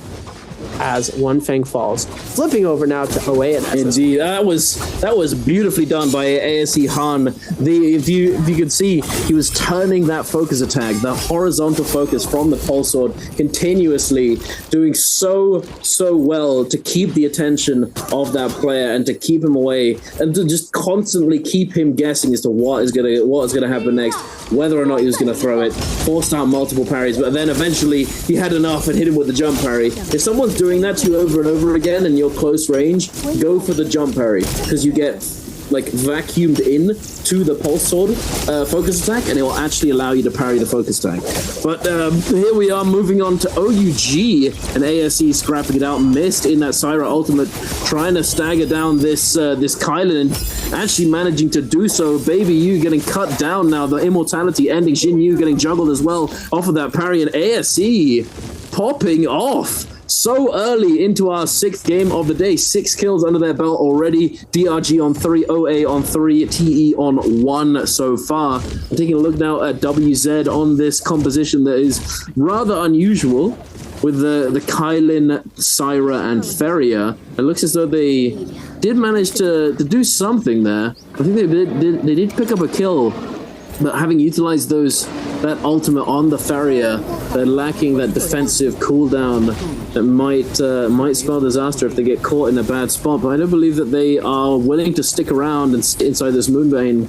Bowder do manage to get their resurrection off onto their teammate, picking back up. Sleepy T, get up, it's time for school, we're going out, we're getting in the car, we're getting out of Arcadia. Kakaishi with the Moonbane in pocket, he's running around trying to grab all of the coins so that they can secure that Vulpine essence and get themselves that red soul jade. The Mortal Defiance juiced up to the max, as you described earlier, healing up 1,000 HP and giving you damage reduction and knocking people away. Extremely useful, big priority for certain teams. Alliance, off the back of winning, doing a little bit of PvE, getting those coins. Potentially gonna look to try and buy themselves a Moonbane, perhaps, or simply just get themselves their hands on some armor so that they can scale up a little bit later on in the game. WZ, 1 purple armor, well, yay. White armor, not so great, but they do have some good weapons. Purple greatsword and purple staff and purple halberds. Pretty solid. This could be their game, Zeb. It really could. And my question: we get a little peek at their inventory really quickly. I don't know exactly. My map knowledge on Predoria still isn't the greatest for what way they're traveling. But did they steal 3 of the purple coins just so that DRG wouldn't be able to solve the puzzle? So the coins, if a person takes them away from Arcadia, they're gone for a while. But then after a certain amount of time, they respawn. So you can try and grief the team going for the coins, going for the Vulpine Essence. However, you can only grief them for so long. If they stick around and continue trying to do it and continue holding their ground and finding the coins, they will eventually get their hands on it as long as nobody else contests them. But you can essentially do that. Yes, it's definitely a strategy. But and then maybe if you come back, you can take advantage of it. But I'm not too sure. But this whole time, the coins have respawned. So when I'm searching the whole place for one, and then I swear I checked this spot and it's there. I wasn't crazy. I was not crazy. GG picking up a quest, trying to get a bit of extra gold to do some shopping, get 330 into purple armor. I believe that would be, the next plan of action here. Maybe get themselves some soul jades. Pampy, Yin, and Ivan pretty stacked up with the weapons. 1 purple armor. Could use a little bit more scale going into this, but they're not looking too bad. 5-2-1 now in the top 10 at 51.5 points. So it's nice to see them there. They have found JL, a team that has not had too much success today. But WZ waiting in the wings as well. This could be a very interesting 3-way fight if this starts to pop off. We're going to be seeing Monk versus 2 teams, 3 teams, because we've also got Bauda waiting in the wings. Looks like everybody's going to keep their distance. Nobody wanting to play this too aggressively. Most people lost their rebirths already, and the teams that haven't already have enough kills to not want to have another fight. But we are going to see Cookie with the rain shots popping over onto 5-2-1. We're going to do a little bit of snowboarding down the, surfing down the Mercury River as we're going to flip over now. OA versus SS1. It looks like it's just rain shots for now. Nobody wanting to get too close and engage. Everybody's scared. The Yangs are starting to spawn now, and this is where these players are going to actually start to rotate on the maps. No one's holding their positions anymore. We're going to see the Yangs start. Spirit Wells are going to start spawning as well. OA. Looking pretty stacked as well. Everybody's got some decent loot. Nobody's super understacked. And we haven't seen a team yet that's like incredibly overkill yet. Yeah. I think it's when teams are when we're in a game like this where as you can see, there's 36 players alive. That means that not a single team has been fully eliminated. Yes, some teams have lost their rebirth, they've lost their extra life, but not a single team has actually been sent back to the lobby yet. So it looks as though, what am I watching right now? ASE, Han, is sort of maneuvering over to this team and just sort of spamming his ADS on the cannon, just essentially communicating, I don't want to fight you. We're going into Yang. And this is essentially, it's beneficial for both teams to do this and not have to worry about the potential grief.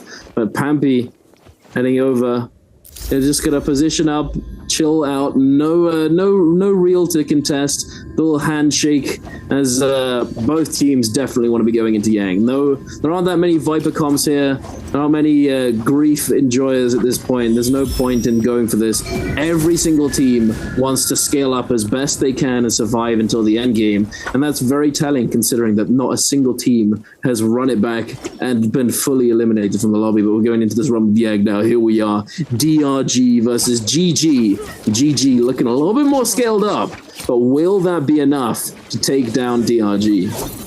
This is the clash of the Titans here. These are the 2 teams, the OG teams that have been here for so long.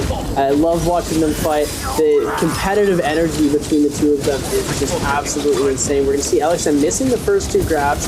Looks like he misses the next one as well. You're going to see a beautiful tap dodge away. These guys are doing a great job at avoiding getting grabbed. As LXM not able to connect with anything here. Dongqing almost getting grabbed.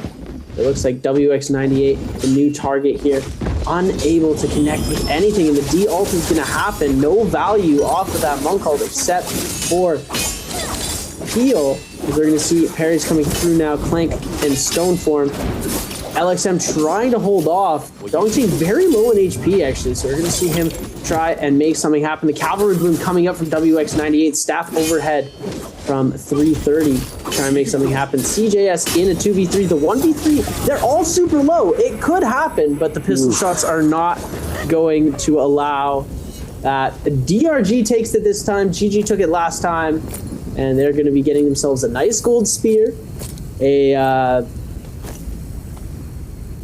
I want to say, I'm not even going to attempt it. Shout out Severio for the Jade translations. The purple armor, at least. Yeah, purple armor, gold spear is going to be nice for them to have.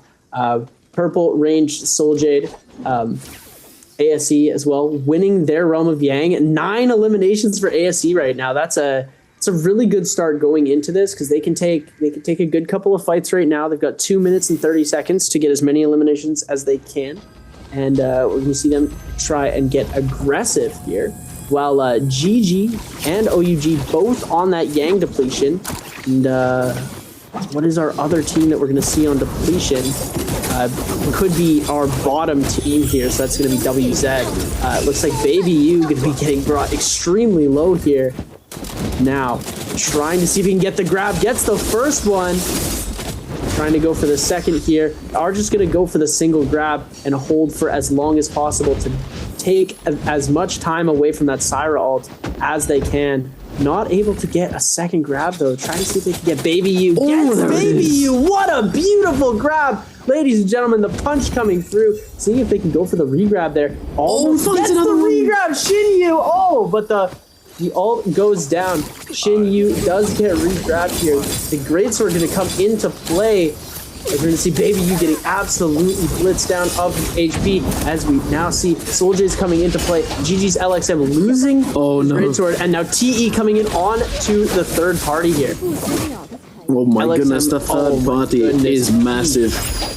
Youth coming in with those dual halberds with the ult ready to go, active, not having to really commit anything else. Peak and Xiaonan. Xiaonan actually swapping the armor, picking up the purple and healing it up for the moment, just leaving Youth to his devices to continue chasing these players down. CJS now getting hit by the grapple bomb, dropped to the ground. The 1-2-3 onto the hold dodge catch. Very nice indeed, catching his wake up. CJS got nowhere to go. The jump RMB, the RMB tech chase from the halberds, making it an unwinnable situation, and GG is looking rather cooked. The 330 is going to try his best to disengage, but there's no towers, there's no buildings, there's nothing to use to disengage, and he is going to quickly get blended down by the dual halberds of Youth, and GG fully eliminated from the lobby. But hey, they're sitting at the top of the leaderboard, so they're bound to be happy with their performance today so far.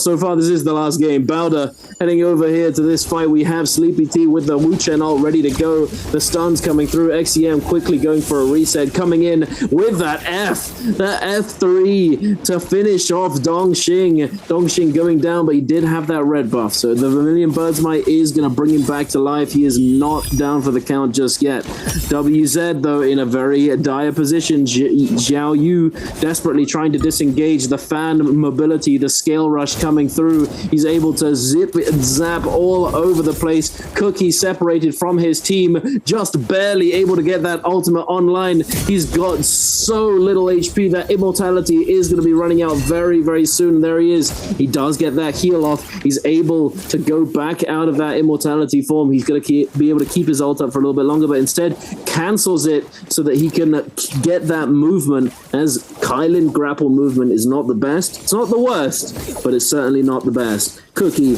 trying to make his way over to this wall, over to the city to try and kite away the pulse sword. The kite, it's not going to be that good. The stone form taking so much damage. The RMB comes through, but it's not enough. And WZ goes down, unable to do anything today. Sleepy T with the Wu Chen F finisher is absolutely crazy.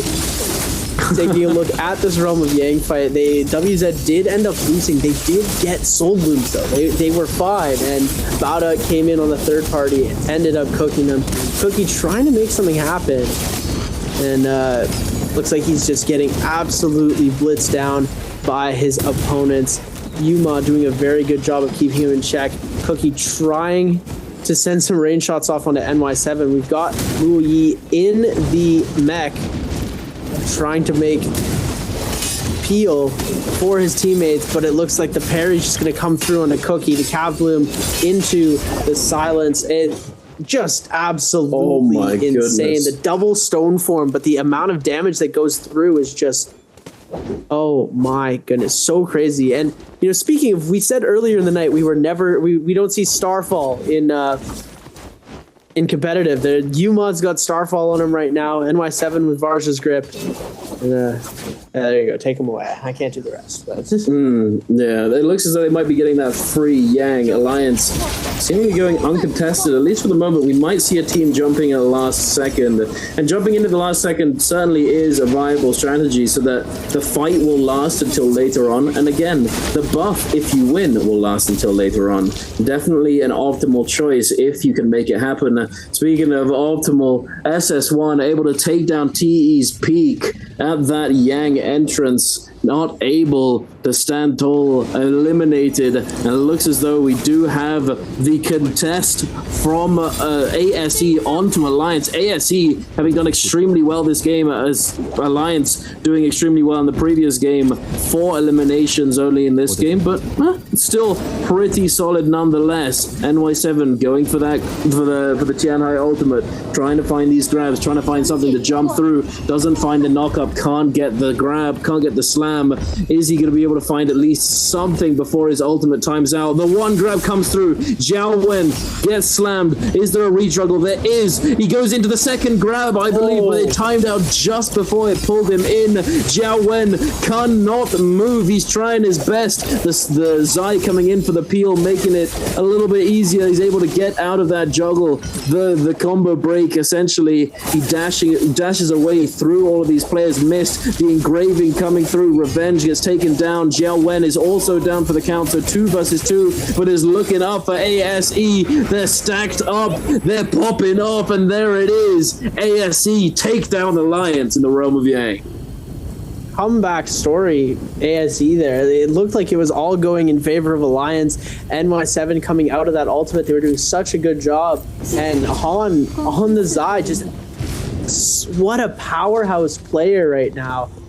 They've got 15 eliminations after the second realm of Yang, and they're hungry for more. DRG look like they're doing a little bit of shopping. We might get to see some action here right away. Both of these teams do have that Draco Storm, so it looks like they won't be wanting to fight each other. They're going to try and find some other people to focus their energy on. Like we said, when you're fighting somebody in Naraka, at this skill level, lots of these fights are coming down to the millisecond. So it's basically a 50-50 chance of who's going to win, who's going to lose. Theoretically, right? And Draco Storm gives you a bonus to tip the scales. So if you're fighting somebody with Draco Storm, it's just evening the scales back up. You want to have that advantage over your opponent. So why would you fight somebody who also has a exactly? Have you heard me say this? I feel like I've said this exact same concept a million times. Yeah, well, I mean, I didn't like learn it. No, of course not. It's something that for some reason I feel like a lot of people don't realize. But if you're fighting someone else with buff who has the same buff, you're just even again. What's the point? Yeah. There's no point at all. I absolutely, you're absolutely right. It is not worthwhile at all, and that's why you see that sort of thing happen. 2 Draco Storm teams bump into each other. Let's just shop. There's no point. Both teams know. There's no use in doing this. You can take advantage of their buff elsewhere, taking down a different team. Exactly, and they don't need to be expending resources, ultimates, energies, trying to achieve a goal that could often be turned into a super long fight because of the buffs and made into a third party. NY7 spotted SS here.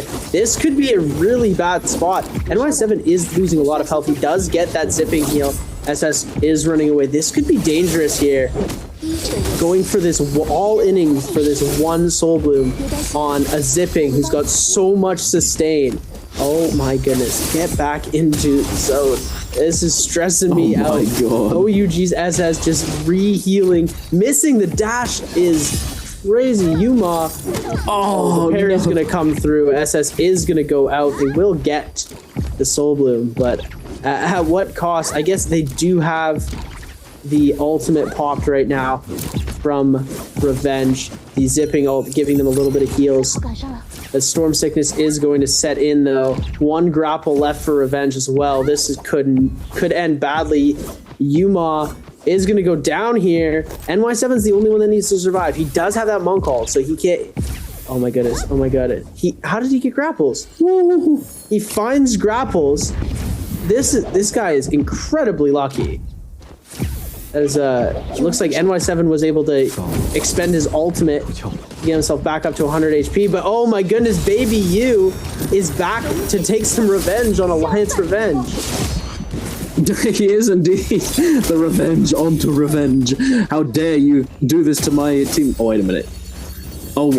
Oh no, it's going terribly wrong for Alliance. The revenge is sweet indeed. Baby U coming in, the slashes and dashes going straight through, cutting through this monk's armor. He is so unbelievably low now, still in the zone. Makes it out the grapple. No way! No way he lives this. No way he lives this. Nobody comes. Oh no! Okay, I was gonna say, surely not. That would have been insane if he'd made it out alive. Like, where's the grapple check from everybody that was right next to you 2 seconds ago? Yeah, exactly. How are they gonna let this happen? But look at this bank that he's got for himself. He picks up the double rebirth charm. He's got 2. He's gonna be able to bring back both of his teammates. It's not over just yet for OUG. They're coming in and they're gonna try and dominate this end game. It's not gonna be easy though, considering how stacked up the rest of these teams are. SS1. Oh baby, you died. Edge of this. Oh no. No. Okay. All right then. Ignore what I just said. All Feels of that bad. for nothing. Oh my god. That's so unlucky. Oh my goodness. This is the second game in a row where we've seen a Spirit Well right by the no ult zone, like intersecting it. Nobody going for this one, I guess. Spirit Well buff is Draco Storm. Nobody has opted to take it. Pampy. 5-2-1, 1 elimination on the board. Somewhat stacked. I mean, ASE has done the majority of the eliminations. This game. 15, light 15 before endgame. A light 15. DRG is stacked right now. They're looking really That's strong. a Juggernaut level 5 for Kakashi, by the way. That's a Juggernaut level 5. Syra's ult. It doesn't do like bonkers damage, but it's certainly going to do bonkers damage with a level 5 Juggernaut if he's got the other attack Jades to fully stack it up. 32% extra attack with fully stacked Juggernaut, fully stacked attack, that's going to hurt. That is a high-powered laser right there. But we'll see. Oh, wait a minute. They still haven't grabbed it. SS1, they are buff maxing right here. They are absolutely greeding for this. They want to wait until the very last possible second. Well, guys, come on. You're just teasing us at this point.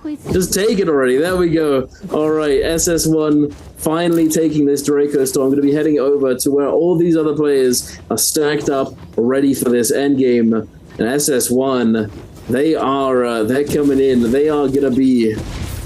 They're going to be able to dictate the pace of this very, very easily, as Draco Storm at this point in the game is very hard to overcome. That's why these late game Spirit Wells are so impactful.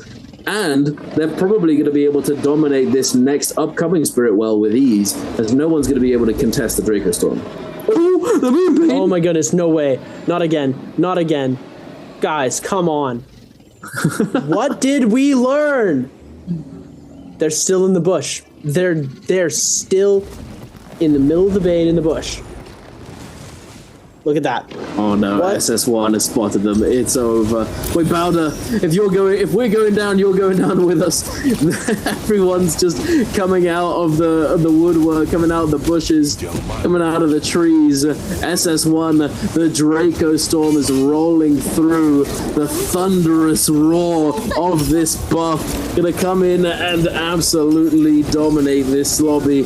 ASE missed, forced to use that ultimate. This is not good for them. They're having an absolutely enormous game. 15 kills under their belt. They need to be able to survive until that end game and try and take full advantage of that multiplier if they get first place. They're doing a good job surviving right now. They did bring that back a little bit, but if they would have gotten triple baned right there, like that's I'm sorry, I would not stop laughing until broadcast ended. It is just.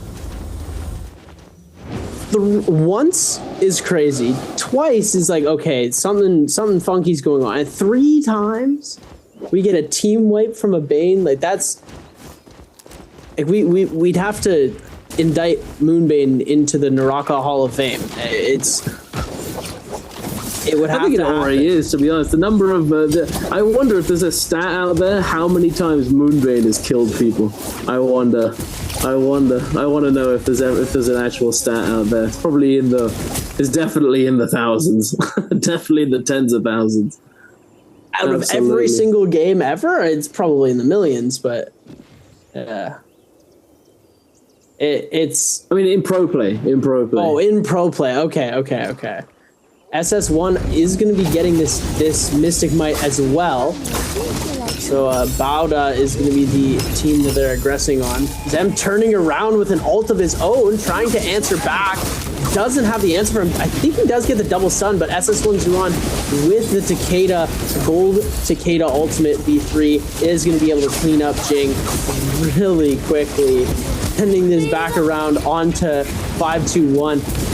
Shuan on the Takeda right now, absolutely insane. He has the ultimate again if he wants to. Has that F1 pop, the Aurora Burst from Sleepy T with the Aurora Burst to be able to come through here. Don't even notice he's throwing out. Who's got Aurora Burst? Sleepy T in the back end with the Aurora Burst coming through. Looks like he is on the backside trying to find his teammates. I believe he's the last man standing for his team. Bauda has lost both of its other members. Sleepy T's the last one to remain as ASE jumping in, and it looks like ASE picking up their 17th elimination of the game here. Coming back, and now Han has that Aurora Burst. They're going to be able to use that to take a lot of space. Coming in, it looks like SS1's Shuan trying to make something happen as well onto ASE. They're getting extremely aggressive. They all still have an ultimate available too, so you've got to watch out for that. They have all of their fallback options. If they start falling behind in a fight, they are going to be able to turn that around really quickly. The only ult they don't have is their Syra ult. 521 Yin getting dangerously low. SS1 Zuan able to pick up the kill with a cannon shot. Pampy still alive. DRG is also thriving here, trying to jump on to ASE, but we see 2 Flamebringers, and then we're using the Wind Wisp as well as the Takeda ultimate to lock out these players from Team ASE for doing anything. It's a beautiful Takeda ult from SS1 there to be able to counter that. Han is incredibly low HP. ASE's missing to try and heal his teammates here, able to get them back to a decent amount of HP. Dongqing now taking so much damage. They want this so bad. You can just tell by the way they're playing right now. They are trying so hard to come away victorious. All 3 of these teams, DRG, ASE, and SS1, are grinding it out right now. Absolutely. We do have that last remaining member of 521, Pampy, on his lonesome. He's trying his best, but that is not to be. He goes down to the hands of Kakaishi, but oh my goodness, they may have paid for it with their lives. No, they're just going to use the Tumult ult, able to cover for this, but that might bite them in the behind as it comes through, as this as this game plays out, using that cooldown just to get one elimination can be a bit too much of a cost, but it doesn't look as though it's going to be the case. Dongxing absolutely shoving this other Takeda around. Juan trying his best. The Syra tossing him up. The microwave, the beam. The Juan, he can't stay standing for longer than a second at the moment. He's literally just having the worst experience ever. ASE are coming in, pulling the trigger. Han with the Zai ultimate. It's not to be. Oh my goodness. The Tumulk Wisp, the Zephyr Wisp locking him down. You ain't going nowhere, son. He's going down. The Cavalry Bloom shredding through his health. SS1 trying to do as much as he can, but I don't think it's gonna be enough. He dives into the zone for the Soul Bloom, but the burn, the anti-heal, the sheer numbers disadvantage, he is going down, and DRG with an explosive finish to the day, gonna be taking MVP for game number 6. ASE was so close. They had such their early game and the mid game is always phenomenal, and they always end up messing up the end game somehow. They lost